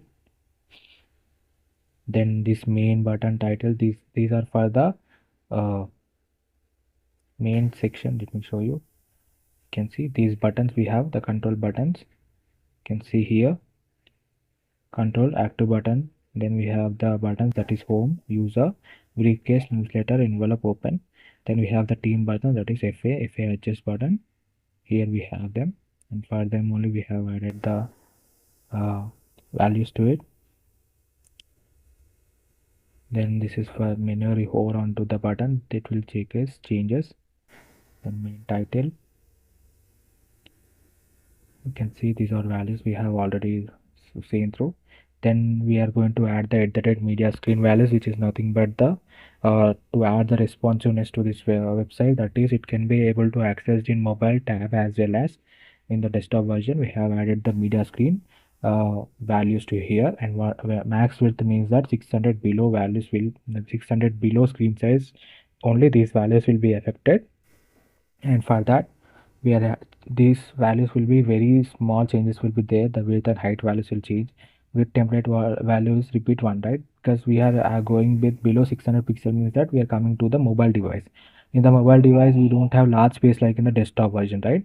So we can, by using the grid template column equal to one repeat one, that means only single element will be repeated in this section because the size of the screen will be less.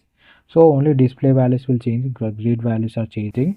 No new code is added here. You can see most of the time grid template values are only changing, adding. You can see no new code is added here. Just we are changing the size of the value, or we are aligning the items in the mobile screen size based on the mobile screen size only. We are not adding any new code here. And max width is 1432. For that is below 1432 screen devices, these values will be applied. And 1232 also. You can see grid template padding values are only changing. You can see the font size is changing because we don't want large font size in the small mobile device, right? So we are not adding any new values here. We are just changing the values, reducing those values based on the screen size that we have. And that's it. Then we can go. That's it. We have already went to that this code also. So that's it for this portfolio website. You can see this is the home section, about section, skills, education, portfolio, blog, contact, contact to, and home. If you like the content, please do like, share, and subscribe. Please let me know in the comment section if you like any suggestions that you have for me. Thank you so much for watching this video. Hello everyone, welcome to my channel. Today we are going to create this responsive portfolio website using HTML, CSS and JavaScript. The source code is available in the description, and the website is also available in mobile tab versions, and the website is also added with a function that is light and dark mode. And now let's try to go through the website. You can see this is the home page, the hover effect on the image, and you can see the hover effect on the download CV button, how smooth transition is taking place. And you can see the change in theme button. This is the change in theme button that we have added, and you can see right now we are in the light mode, and we can go to the dark mode again by clicking on it. Let's go to the next section, that is about me section. You can see the download CV button, hover effect on the projects, years of experience, happy clients, and customer review. You can see how neatly they have all been aligned. And then skills, my skills section, and we have used the bar effect to display the percentage of proficiency in those developments. And you can see the timeline, that is my education and experience. You can see the icons, how neatly we have aligned the icons and how neatly they are aligned in the web page. Then we can go to the portfolio section. This is the portfolio section, and you can see the hover effect on the portfolio with icons, that is GitHub, Facebook and YouTube. You can see the smooth transition effect, the hover effect. Then we can go to the block section. You can see the hover effect on the image. You can see the hover effect on the text, smooth transition, and you can see how neatly they have all been aligned with equal spaces by using the grid template. You can see the box shadow effect also around it. And then we can go to the contact me section. This is the contact me section. We have integrated the icons. You can see the icons and social media icons. You can see the hover effect on them. Then the form, the contact me form. Then we have the submit button. You can see this website is entirely responsive with light and dark mode integrated in it. Now this is the light mode. You can see the smooth transitions. You can see the box shadow effect for this customer review project work, how they like a 3D icon. You can see the skill section and timeline. Then the portfolio section, you can see the hover effect on the portfolios. Then blog, you can see the 3D card effect. You can see when you hover onto it, the box shadow is taking place and it gives a very 3D look to your block section. You can see the box effect, shadow box effect. Then we can go to the contact me section. You can see the smooth transitions. This website is entirely responsive, that is, it is also available in mobile as well as in desktop tab versions. Let me show you. This is the desktop version as we are seeing now. Now let's go to the mobile version.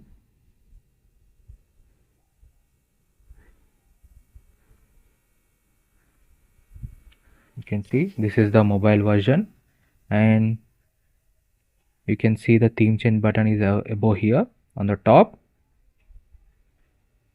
and the menu bar is below.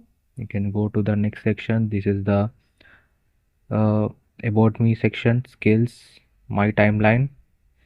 Then we can go to the next portfolio section. You can see how neatly they have aligned based on the size of the device. Everything is aligned perfectly. You can see the smooth transition also. We have used JavaScript library for that. This light and dark mode gives a very professional look to your website, and it will be very comfortable for the recruiters when they see very much functionalities that have been added to your professional portfolio website. So it gives a very good opinion for the recruiters. Definitely try to build this project. The source code is available in the description, and you don't have to worry about anything. Just it's very beginner friendly. The full tutorial will be available on the YouTube channel. Please do visit the channel for more amazing content. And if you like the video, please like, share, and subscribe. There are a lot of tutorials available on the YouTube channel. If you like the content, please do visit and subscribe. Thank you.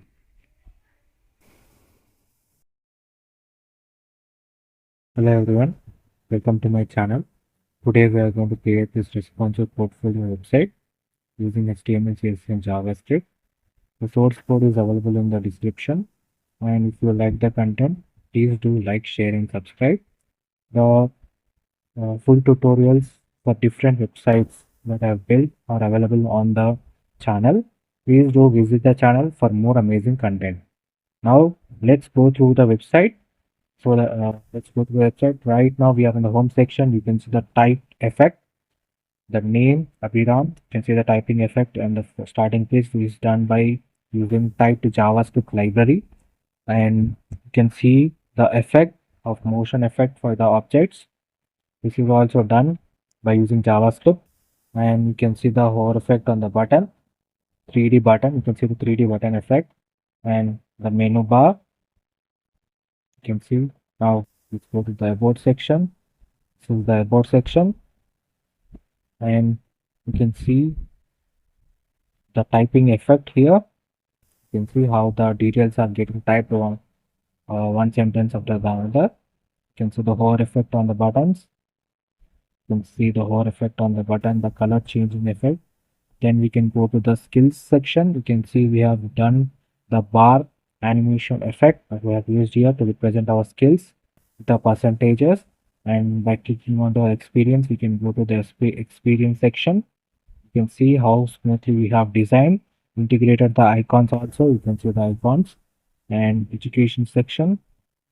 Then we can go to the services section, and you can see the hover effect on the services bar blocks, like a 3D object moving, and you can see changing color and the icon also, and you can see how they are moving based on the movement of the mouse,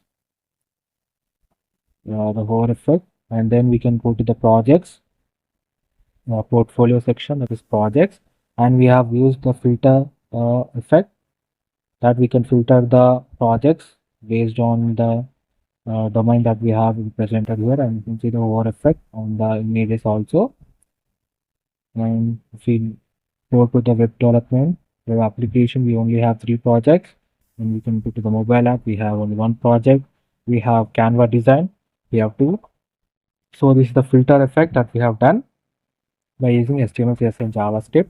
And when you click on any one of the projects, you will be taken to that image directory for that particular project. You can see you can add more images, and you can move from one image to another image here. And you can also view details by clicking on this project details button. You can see the name of the project, the category, and project basic information, and the link to the project and what tools we have used. You can see all this, and also by clicking on this project details button, you can see that it will closes back, and we can go back to our portfolio section. It is available for each and every section, every project. Very smooth animation, and you can see the box effect around it, a 3D block effect. And you can go to the contact new section. You can see the hover effect on the box, and the icons also integrated. You can see how smooth transition is in place for the each and every uh, input elements. And the submit button. This website is entirely responsive, that is, it is also available in mobile and tab version. And this website also has light and dark mode.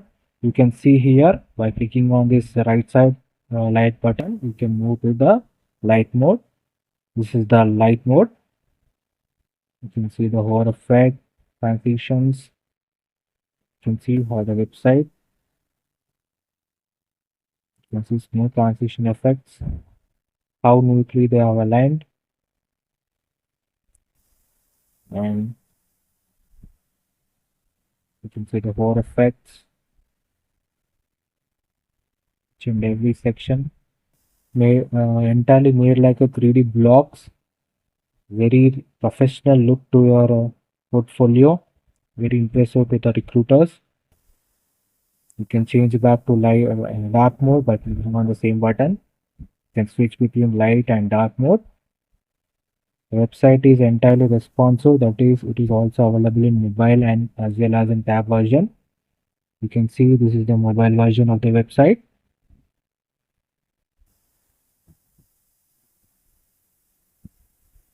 You can see the smooth transition effect and how everything is aligned perfectly based on the size of the screen that we have, because in the mobile sections we don't have that much amount of space, right? We have in the tab or in the desktop we have lot of space, and you can go to each and every section easily. Well, you can see the filter effect also. This is the mobile version, how neatly they have all been aligned. And you can also change the theme by clicking on this button here. The theme change.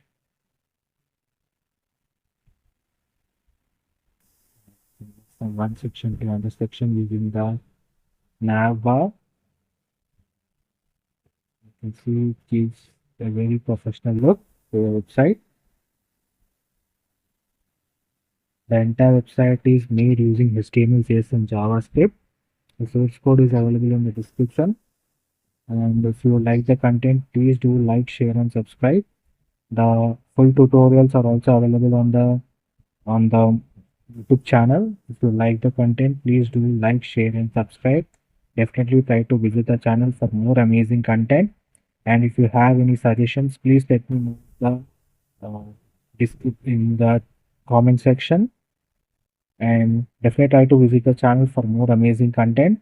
There are a lot of tutorials available on the channel, and lot of websites that are built, portfolios, restaurant websites, car rental websites. You can learn front-end development. Uh, Thank you. Hello everyone, welcome to my channel. So now we are going to go through the email input for this responsive portfolio website. This is the home page. Right now we go to the list.html file. You can see the title, you can see the title tag. Then we have the meta names. Then we have linter front passing CSS file and our main CSS file, style.css file. We have link. You can see this is the style.css file.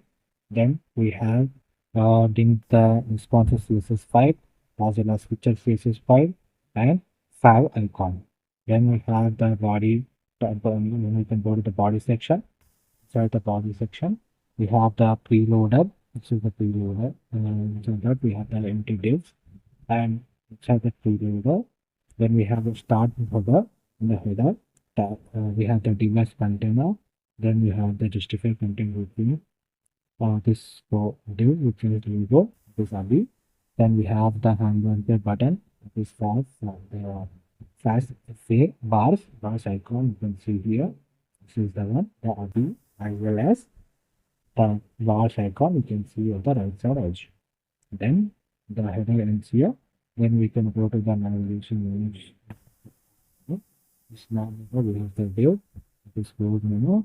Then we have another table name inside which we have introduced list item. Inside each list item we have an anchor tag to differently each and every section, that is with ID names. Then we have added our link item, winner, shadow, active. These are the class names that were given home for the anchor elements. And same goes for reports, services, portfolio, and contact. Then we have a paragraph tag for copyright text, that is alright results. Then we have this for fade out effect and the navbar ends here. Then we can go to the home section. So the home section, in the home section we have the main div, that is effective tab. Inside which we have the div effect 1. Then we have the div effect 2 with all these divs inside empty divs. Then we have effect 3, effect 4, and effect 5. So these all divs are used to create these structures. You can see the floating triangle, this circular one, this dash of one, and this all things are created by using these primitives, by giving them class names, and by using the CSS. We have created these efforts. And here and here, then we have the container. Inside the container, we have the text, that is a paragraph element for hello. Then we have a div for auto typing automation.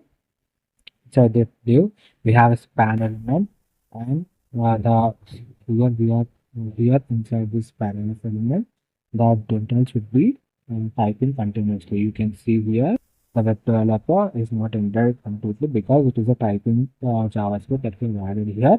Web developer, you can see here auto typing animation. You can see this is for the about one. Second, so for the typing, should have probably at the bottom.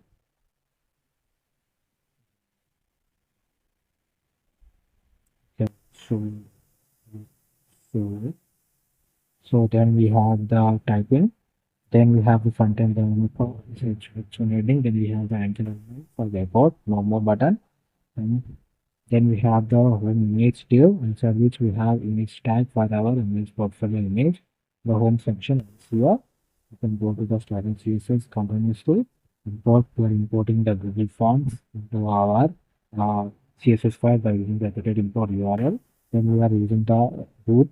Root is nothing but whatever the values that we want to use in this website. Those values can be added here in the root element by giving them those names, and those values can be called into the website by using var element. You can see var color, var selection fg. Selection fg, you can see these values are given here. You can see selection fg. The color is added to this particular selection. This is how you call these root elements. And for the dark mode, we use this dark mode. For the dark mode values, we have given the color changing values here. Then you can go to the paper styles. Here we have given the body element. For the body element, we have added the color, font size, line height, background color is given, text color is given to it, and we have added the scroll bar. The scroll bar is added to it in the thumb. You can see the scroll bar. For that background color, body is given. Then we have body with scroll bar. Then we have the HTML scroll behavior is stored, and scroll bar BG is transparent, and margin is 0%, padding is 0, box size is border box, outline is none. Then for data heading, we have cursor is given as one text mono. These are values are given font size, font family, text transform, and then we have added the before and after effect. For then box size in this bottom, these are all the default values that we give. Anchor element, text decoration is nothing but the default text decoration that we have given to the anchor element, like underscore color. These all values will be removed. For the another list also, we can remove the list tag equal to none. Margin padding is also removed. For the image, we are adding vertical align is middle, and maximum width is 100% is given to it, so that it can have its own size in the website. And then we have a container. For that container, we are giving maximum width and margin is auto. And for row, we are giving displays flex wrap is wrap. And then we justify content between is nothing, display content space between, then outer shadow, box shadow effect is given, and image shadow, box shadow, image shadow. We are calling those root element values by using the var element. And hover in shadow, we are using position relative z index is 1. And hover in shadow, we are adding the box shadow effect when you are hover onto them. And after effect is nothing but the position absolute. Left is 0, right is 0, width is 100%, right is 100%, transition is given to it. So this is nothing but after and before effect. So whenever we hover onto it, the after effect will apply onto it. Then we have align item center button. For the button, we are adding font size, font weight, color, background is given, line height is given, border radius is so you can see the image here. See now home image. So stand there. You can see for the button, we are adding this style here. We are adding the border radius 30 pixels. That is the reason we are getting the curved edges for the button. Then we have given image this none. Translation is all. Then we have line height is 1.5. background color is transparent. We have given font weight is given. When for the bottom after effect, bottom is equal to 30 pixel. And for the hover in shadow, when we hover onto it, block shadow equal to image shadow. So what I have to do, when we hover onto it, it will submerge inside the button. The button will be submerged inside, and it will look like it will give a 3D button. It will look like a 3D button. Then header section, we're adding padding of frame, position is absolute, width is 100%, top is 0, left is 0. Then for the effect of that, we are using position for absolute. For the effect 1, we are using vertical to 30%, vertical to 80%. Border is for pixel solid. You can see this effect. By creating the entities, we are creating this one sequence with the box. We are at the right side also. And for the effect 2, effect 2 is leaving word. In effect 3 is the orange one. For that, we are adding effect 3, then we have effect 4. For before content, you can see that giving these values, we are creating these effects that we have used in the website. Using this website. Then effects and lift bounce. These lift keyframes is used for animation purposes. And lift bounce is nothing but these elements will continuously move up and down, left and right, top and bottom. This will continuously move, giving this free animation effect to your website. For that, we are using transform translate. So 0%, 100% transfer text is 0, 50% transfer 25 pixels. So it will move from 25 pixels up and down 0 degrees. You can do 360 degrees. It will continuously spin and fading out. And then we have the section title, section subtitle. Then from then we have given padding, text values and value. Text section is exactly the center, and display in blog. Color is given to it, text down in uppercase. Margin is little. For the section title H2 element, we have given font size, color, font weight, font family, font size. Then section height, display none. So this is next we can put the preloader. Has taken preloader position is fixed. If it is 0, height is width is given, key index is given, align index is center, justify complete the center. You can see here, align exactly the center. Then preloader fade out, opacity is 0. Then preloader box is given, div, and we have animation delay given to it. The loader animation is having that when your website comes into live, right? So that time it gives a loading effect, and then it will display the website. Then auto typing animation. This is for the typing that we have done for the first section. Here we can see font weight is normal, color is given. Display in block background color matching with width and animation is given. Then we can see the keyframes blink is given, background color. Background color is added transparent to each and every section with 0.9, 50%, 0.9%, 100%. Then we have P before, further to content is given.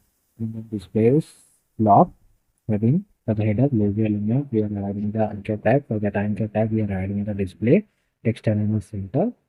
And we also added to it hamburger button. For that hamburger button, which will display the center, pointer, center, coordinate 50%. But we can see here, then this border is 50%. Next we have icon, function is given, color is given. Then we have box button after border radius for 50%. Then we have span element space block, that is given, that is given to it, before and after effect is added given. Now then we have the navigation for the navigation position is fixed. Then given, padding is given, different box values are added, so you next one. Auto wise auto, visibility is hidden. So this navbar will be hidden until we perform the nav menu icon that is present in the home section. When you click on this button only, the nav menu will be closed. Fade out active to visible. Index equal to 0.5%. Then nav menu open will be visible. Exit equal to 1, 0 is 9. So this nav menu is nothing but close nav menu. So block and show it. Then pointer, texture center. And you can see program rocket border radius 50%. Now inner, then which title you are adding was this one margin buttons. Then we have added the margin border for it. For the anchor tag, we are adding the text elements. Then color is added to the tag. What the index is added to submit after it. We have the copyright text for that one function after it. This is the picture for the function. And we have transform here. And you can see when screen full screen given below section, padding 50 pixel and that is given. Text is given for the home image, background is given below, then you have the paragraph tag. Then for the paragraph tag elements, we are adding the font size from here to color and matching screen to it. For the text element, which one we need also is adding data. Then for the image, we have given the given size and border radius of 50% because we are getting an exact circle for the image. Then the section comes here. Before that, we will see the navbar. How the navbar works in the where the navbar works. You can see here. First, we are creating the navbar.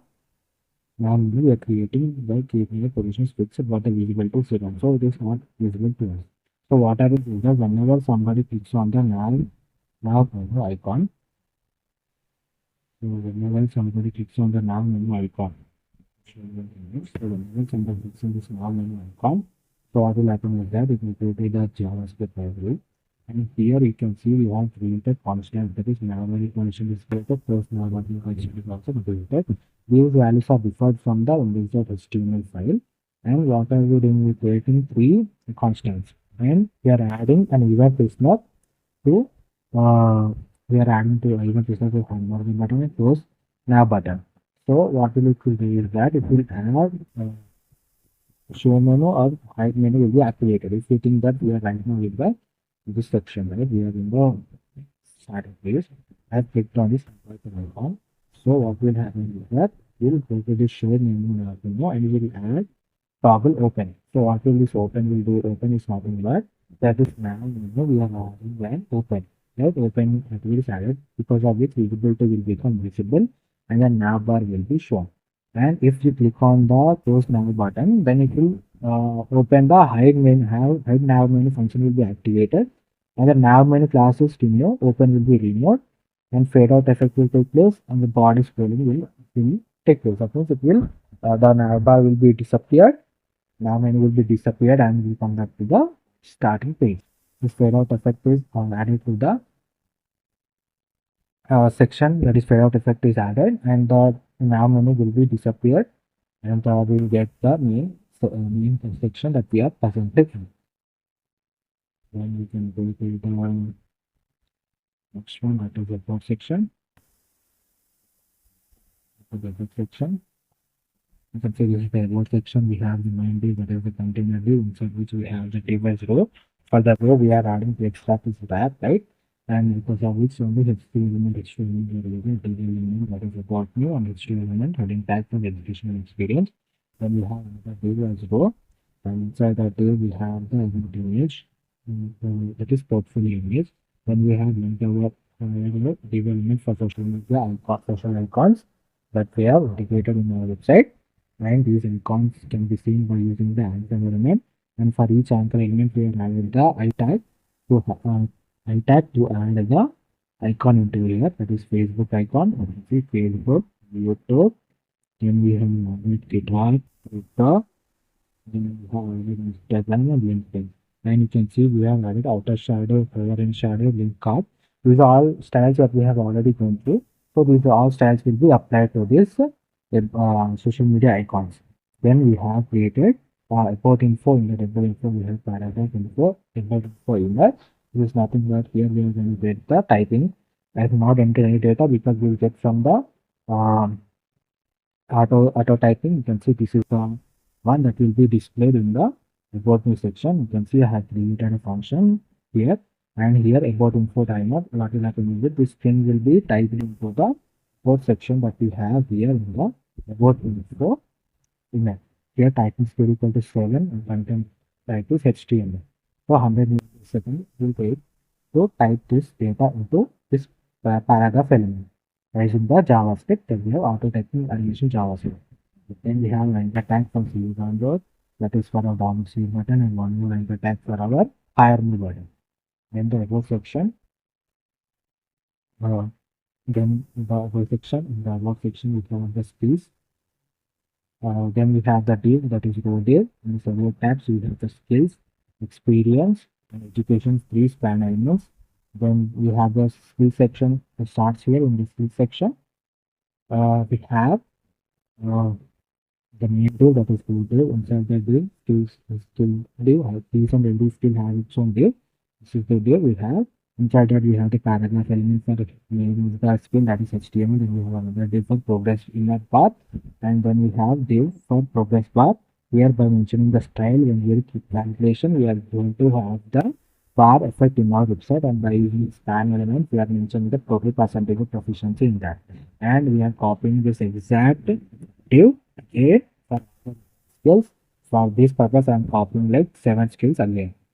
Then we can go to the experience section. In the experience section, I am having a div. You can see timeline items. In the timeline items div, this is the main div. Here I am having the div inside which I am adding the icon. It is previous icon. Then we have the span element to mention the timeline, F3 element, heading element, and H4 heading element. Then we have the paragraph element.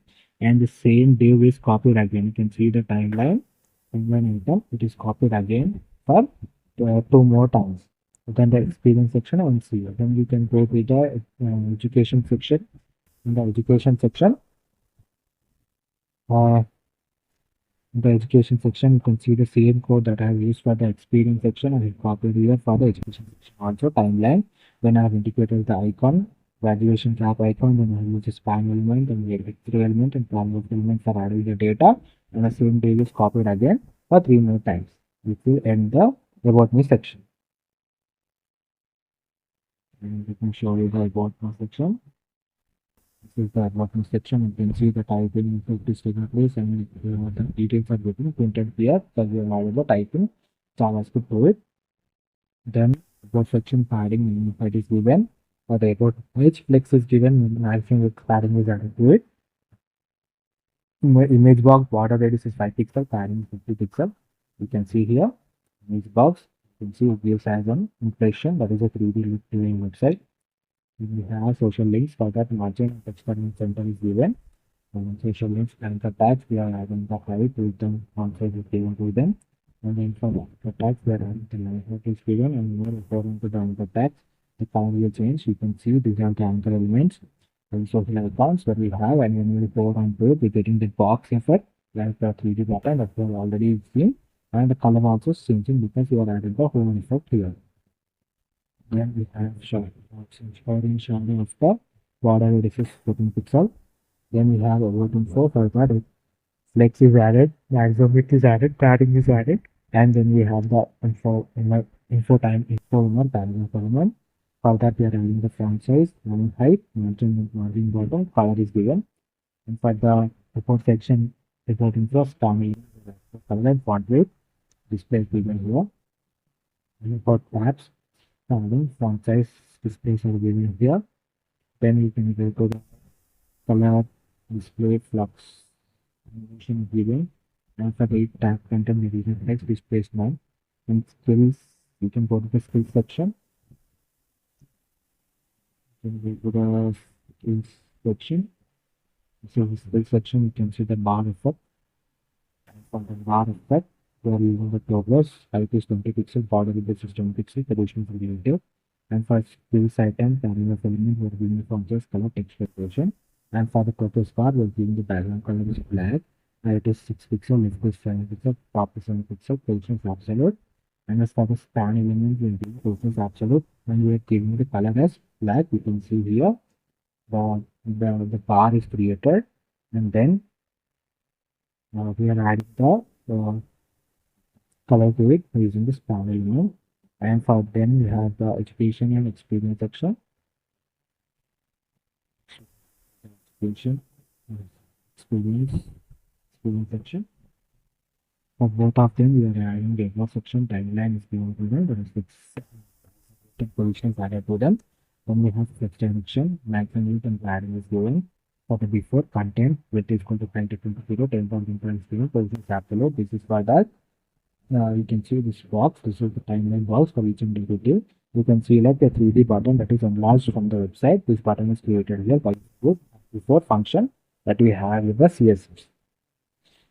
And here the paragraph text element is given to them. Then what effect is added when we have added the before function to the content as well. Then write info icons for the working icons. We have given icon which is given, border is given, it goes with icons. But we have between brief case icons in the experience. And for the education, we have also graduation icon, the same icon. The icons span limit color display is given to them, margin to them. Text transforms capitalized. You have full text for paragraph elements, you have no font size, font style, color, and margin. Then we have the services section. The services section, the services section. Have a container, then we have a container view, use web services, streaming for the library. Then we have the video inside that we have the service section, service item starts here. Inside we have a div which is repeated again. Here you can see this is the service item card div. Inside that div we have div with an icon that is a fake code icon. Then we have a statement for editing of it, and paragraph element for some information. The same div is copied again for six more times. You can see the service section. And this is the service section. And you can see the three divs. We will go on to it. That div moves in this omnidirectional 360 degree. It can move and you go on to it, and time of the icon also changes. You can see here in the service section that we have in the CSS. You can see that the service item text is given maximum width, displays flex, wrap, and inner. For the text align is center. You can see the data, every data is aligned exactly at the center of the div. Then we have paragraph icon, and for the icon we are adding the color, and we are adding the box shadow for the icon. Then we have the after effect, box shadow effect. Then for each and every icon we are adding the height, width, text align, border radius is given to them. Then we have the after effect for the icon, that is you can see here. Whenever you hover onto it, the icon will come outside. You can see here before it is hover, the icon looks like it's inside the div, and whenever you hover onto it, it looks like the button that came out of the div. Next we have icon h3 element, h3 element. We are adding the font size and font family values, and the service section ends here. Then we have the portfolio section. You can go to the portfolio section. In the portfolio section, we have the section title, go, and data heading is portfolio. Then we have the h2 element, latest verb. Then we have the portfolio section starts here. In this, we have the div filter. We are adding the filter here by using the data target and mentioning the values here. By adding those values in our each and every div that we are going to create, we can be able to perform the filter operation in the website. Here I am adding all web application, mobile app, as well as Canva design. And the portfolio starts here. In this portfolio item, this is the first one. We have the car rental website. In this, we are adding the images. You can add data screenshots, as many photos that you want to add about this project, you can add here. Then we have the span element to view the project. This is the button. Then we have another paragraph element for car rental. Then we have portfolio details. These details will appear when you click on the button. You can see here. Now right now we are in the div, and inside the div description div of its element for the project brief. Then we have paragraph element. Then we have another div for project info, and we have another list item to mention the details about the project. Then we have the portfolio item ends here, and the same portfolio design from this point to here is copied again.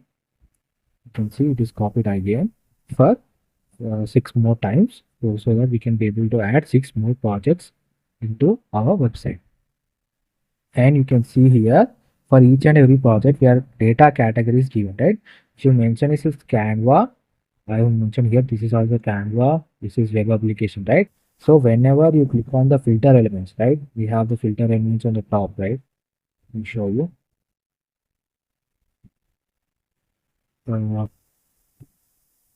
Just 1 second. You can see here, whenever you click on those values, then these filter values will check whatever the data attributes are given, right?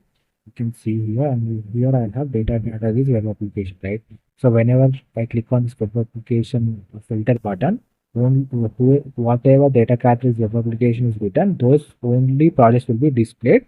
Remaining all will not be displayed. This is how you create the filter effect in your website. And you can see I've created here trends. Let me show you the portfolio. This is the portfolio, and you can see the filter that is all web application, mobile app, Canva. And you can see the hover effect on the image, portfolio image. Whenever you hover onto it, view project will be visible to you. View project will be visible, and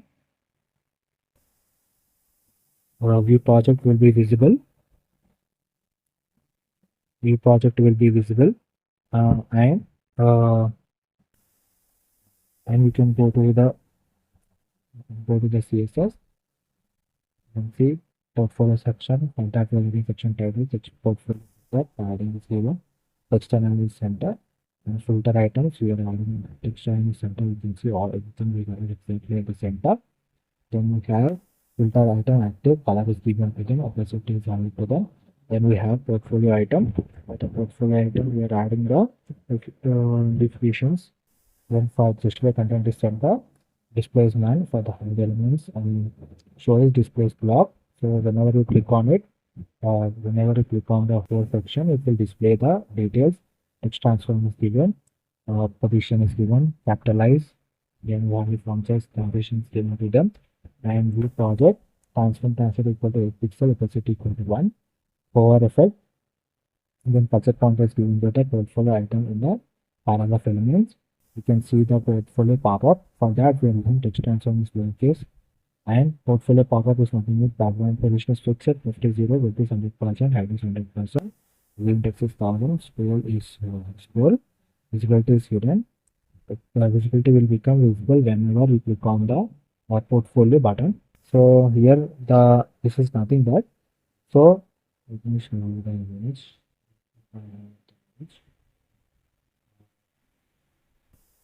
So whenever you click on this view project button, what happens is that it will open a new page. Inside that new page, we're gonna have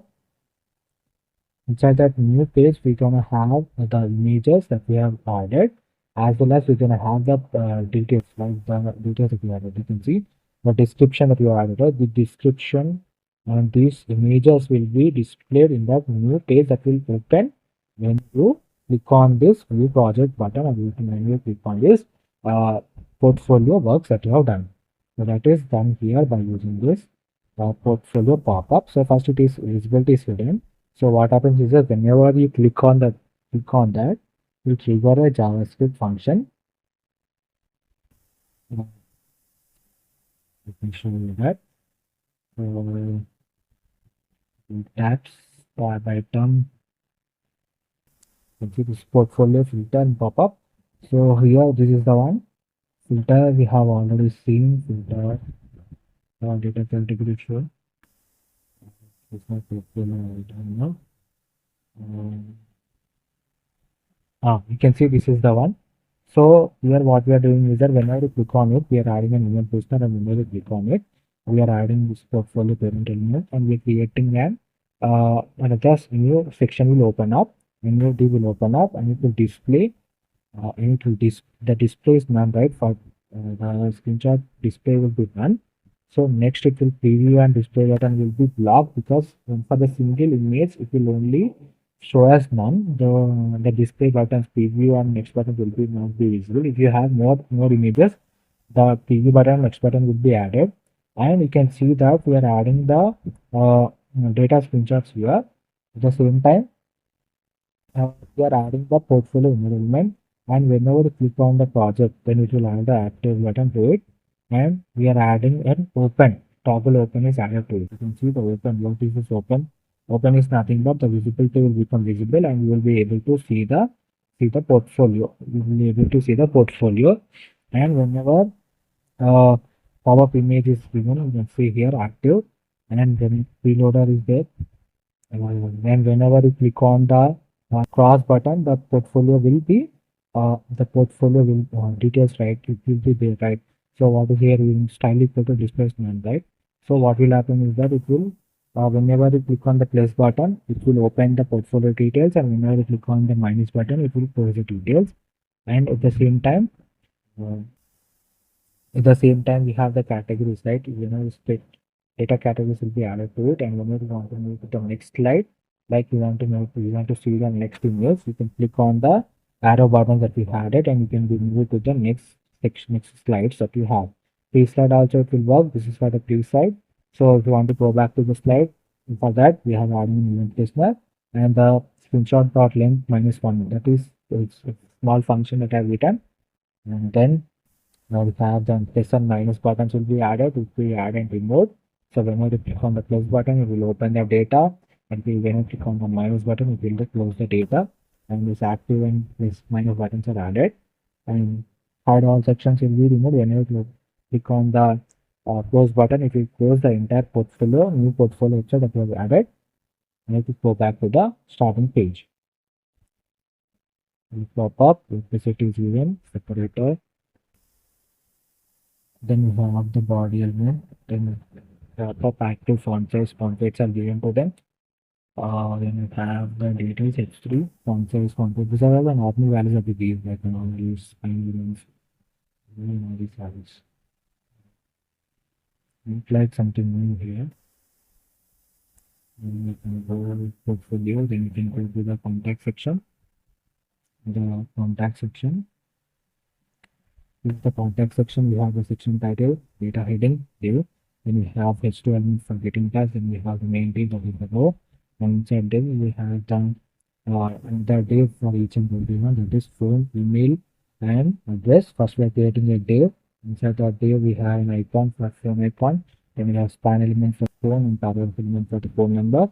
And the same div is copied again for 3 more times. Then we have another div contact form div. Inside the div we have the form element. Inside the div we have the row, and each and every div has an input element, and with the type is also mentioned. Type is also mentioned here, and you can see after that we have a div for our text area. Text area, whenever you want to give more details, and you can use the text area button. Then we have text area, then we have this data submit button by adding the send message button. In the contact section opens here, and portfolio pop-up. This is personal portfolio. This we have already seen in the portfolio section. Then we have preview and replay button that we have already seen. Then feature. We have linked our main JavaScript file, jQuery, we have the type.js, and we have linked JavaScript file.js, animation, plasma physics animation.js, animation typing.js, some PDS animation.js to our website, contact card and link card.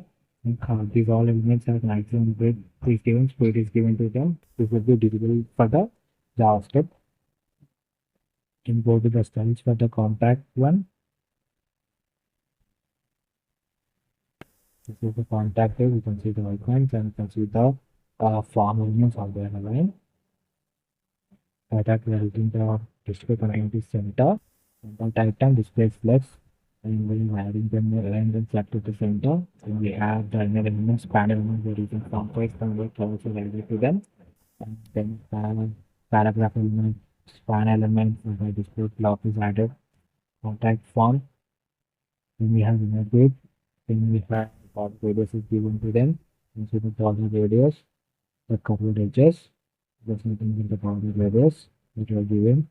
Input control, then have the contact, the submit button, forward flex, managing it is given, text element is given, padding is given to it. Then see the button below.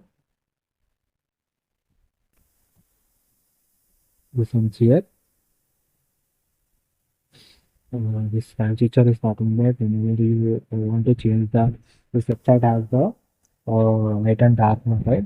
So whenever you click on the button, you can change the style of it. But that style is not here. And we have the responsive CSS. Responsive CSS is nothing but when you want to make your website responsive, it is available in mobile tab version or in desktop versions. Then we will add this responsiveness to it. Here I am changing the values based on medium max width 192 that and medium pixel below screen size value. These values will apply to them. Text maximum, text values will change, margin values will change. That's only no new values are added here. The are added only small changes will be there, like the margin values will change, padding values will change. That's all. You can see font size. That's all. There are no new values added here. We are just changing the margin and padding values based on the size of the uh, size of the device. That's all. Task profile. Load on the filter function together from the attack and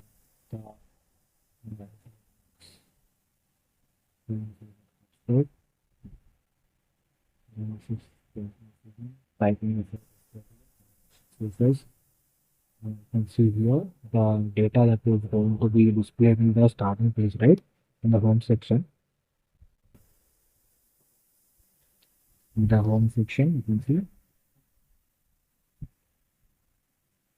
In the home section, you can see web developer is typed, right? So that JavaScript is done here by using the animation JavaScript that we have used here, and by mentioning the text array, these values will be displayed to in place here in place of this web developer. And with a typing delay of 200, we are raising delay of 100. It means it will first type the data and then it will erase the data and it will write the next data. The animation is done here. Then next text value between current and next text value 2000 seconds. Right here. When the typing is done, this is the small code that is written, erasing and typing. And we are also adding here we are adding the typing effect for our website. And then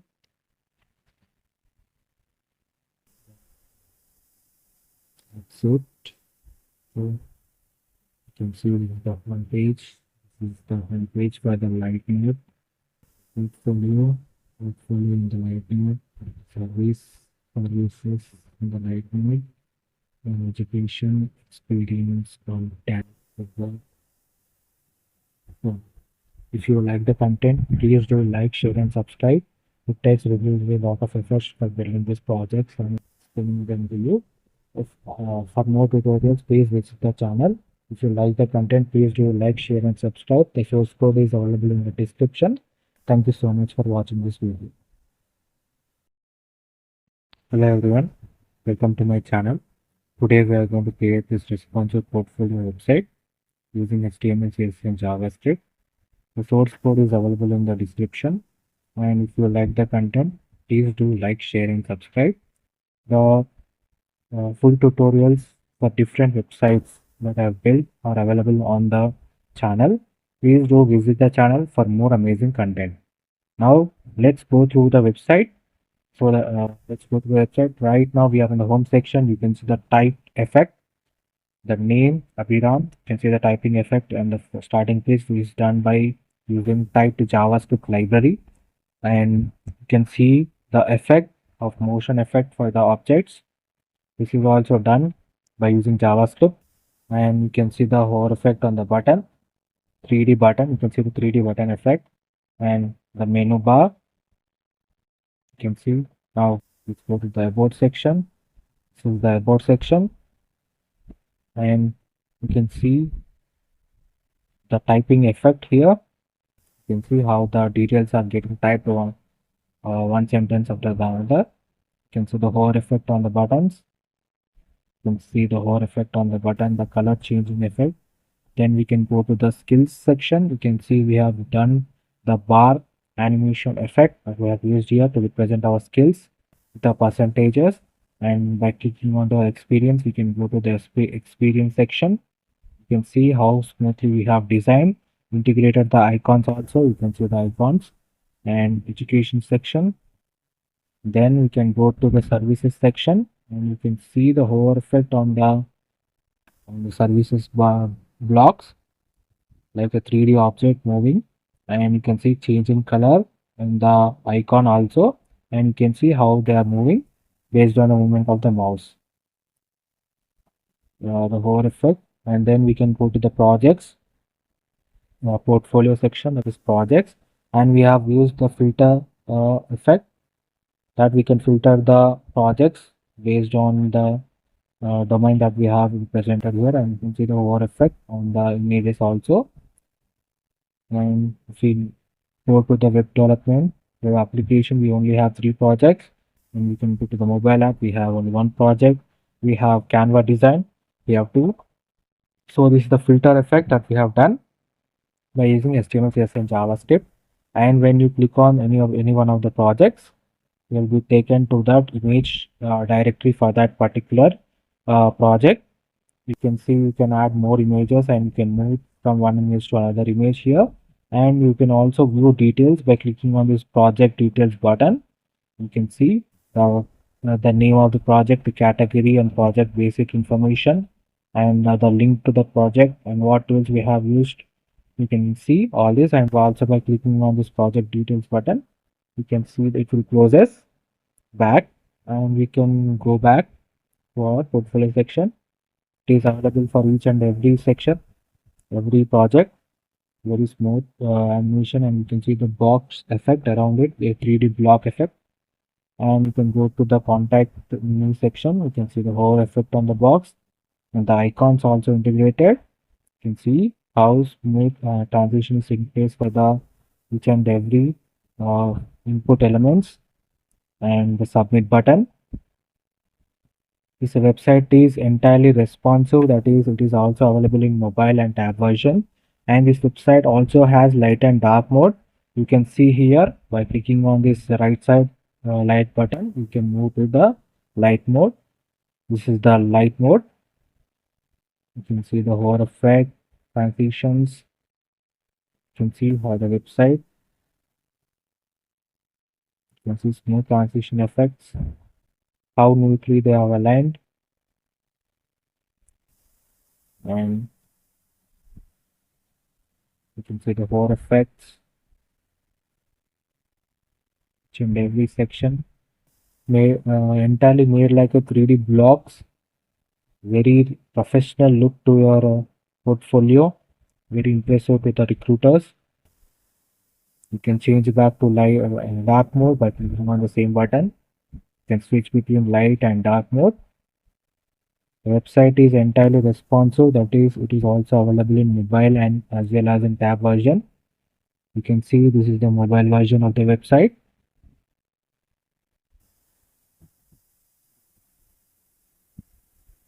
You can see the smooth transition effect and how everything is aligned perfectly based on the size of the screen that we have, because in the mobile sections we don't have that much amount of space, right? We have in the tab or in the desktop we have lot of space, and we can go to each and every section easily. Well, you can see the filter effect. Also, this is the mobile version, how neatly they have all been aligned. And you can also change the theme by clicking on this button here. The theme change.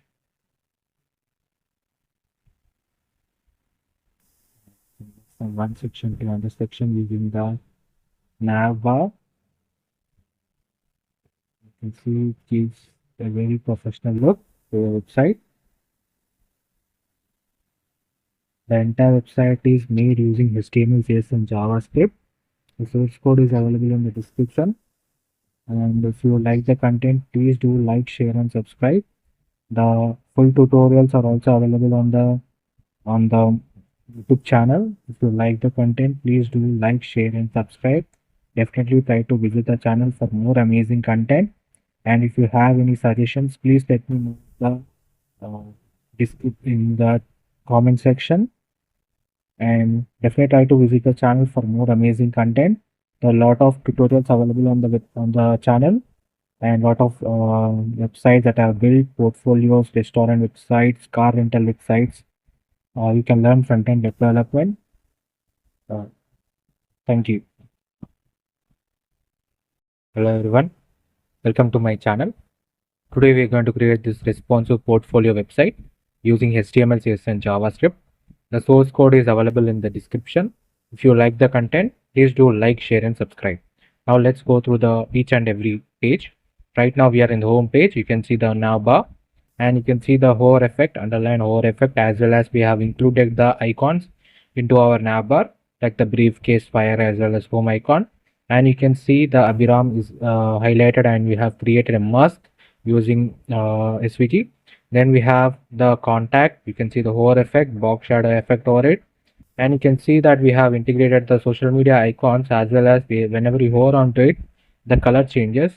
Then you can see that the smooth transition revealing effect is done by using the JavaScript, and you can see the box shadow effect around each and every skill that we have added. And you can see we have also integrated the icons here. Then we can go to the portfolio section, and in the portfolio section you can see when we hover onto it, we will get an page layout, a blur layout, where you can see we have also linked our Instagram, Facebook and GitHub links, so that you can be able to view this website, the portfolio, the projects that we have previously worked upon. Then we can go to the about section. You can see small about section we have here, and then we have the contact me form. You can see that the smooth revealing effect is done by using the JavaScript library, and the animation is very pure. It is a very responsive portfolio website. That is, it is also available in mobile as well as in desktop version. Let me show you the website to you. This is the desktop version. Now let's go to the mobile version of this website. So this is the mobile version of this website. As you can see, this they are perfectly aligned with each and every section is aligned to the exact size of the page. And you can see that we have also added our menu bar here. You can see the menu bar, clearly menu bar, very responsive and moving with a precision to the particular section that we want.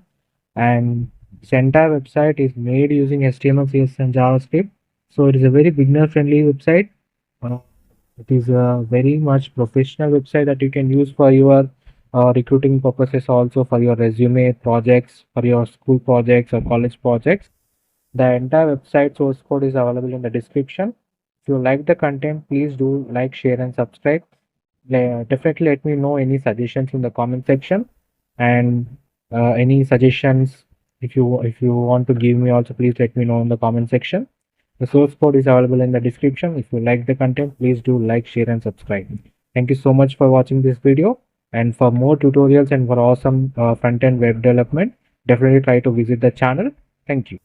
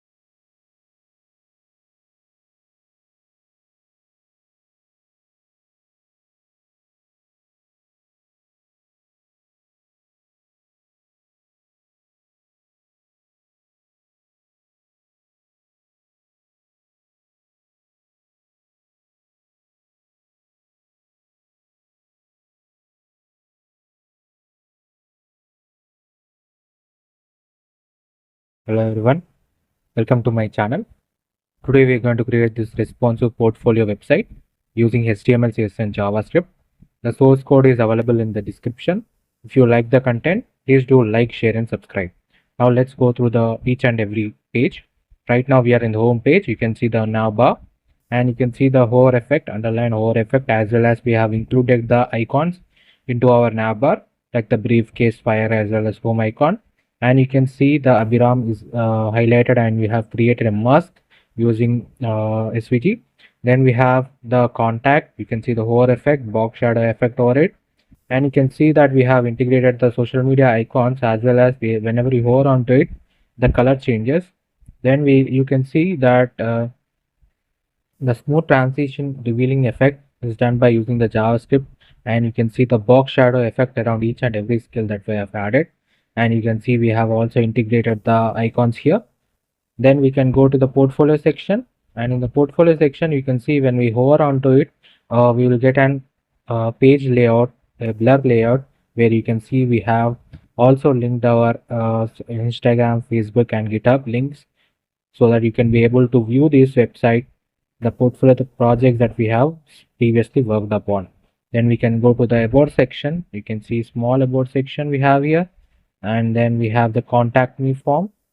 You can see that the smooth revealing effect is done by using the JavaScript library, and the animation is very pure. It is a very responsive portfolio website. That is, it is also available in mobile as well as in desktop version. Let me show you the website to you. This is the desktop version. Now let's go to the mobile version of this website. So this is the mobile version of this website. As you can see, this they are perfectly aligned with each and every section is aligned to the exact size of the page. And you can see that we have also added our menu bar here. You can see the menu bar, clearly menu bar, very responsive and moving with a precision to the particular section that we want. And this entire website is made using HTML, CSS and JavaScript. So it is a very beginner friendly website. Uh, it is a very much professional website that you can use for your recruiting purposes, also for your resume projects, for your school projects or college projects. The entire website source code is available in the description. If you like the content, please do like, share and subscribe. Definitely let me know any suggestions in the comment section, and any suggestions if you want to give me also, please let me know in the comment section. The source code is available in the description. If you like the content, please do like, share and subscribe. Thank you so much for watching this video, and for more tutorials and for awesome front-end web development, definitely try to visit the channel. Thank you. Hello everyone, welcome to my channel. Today we are going to create this responsive portfolio website using HTML, CSS and JavaScript. Now let's go to the website. Right now we are in the home page. You can see the hover effect that is done by using the before and after effect in the CSS, and you can see that continuously looping information about the person like graphic designer, video editor. This is done by using typed JavaScript library. Then we have a hover effect on the button, and you can see a box shadow effect around the portfolio image and having a very curved edge towards the right hand top side. You can see giving a very professional look to your website. Then we can see the social media icons at the bottom. Hover effect changes the color of the icons. Then we can go to the next section, that is our skill section. You can see skill section has two containers. One is for technical skills and one is for professional skills. And here you can see the box shadow effect that I have been done, and I've also added the icons here. You can see JavaScript, Python, CSS and HTML, and we have created a bar effect that will display the percentage of proficiency that we have in that particular skill. You can see that is also for there for the professional skills also. Then we can go to the education section. You can see for the education section we have added the image as well as the details like what degree you have done and the small information that you can provide about your education. Then we can go to the careers page. In the careers page you can see a small description that is done here, and we have created this professional summary icon by using the CSS styling, and at the same time for the same career goals also. And here you can see we have created a box shadow effect card which gives a 3D look to the website that to the professional website.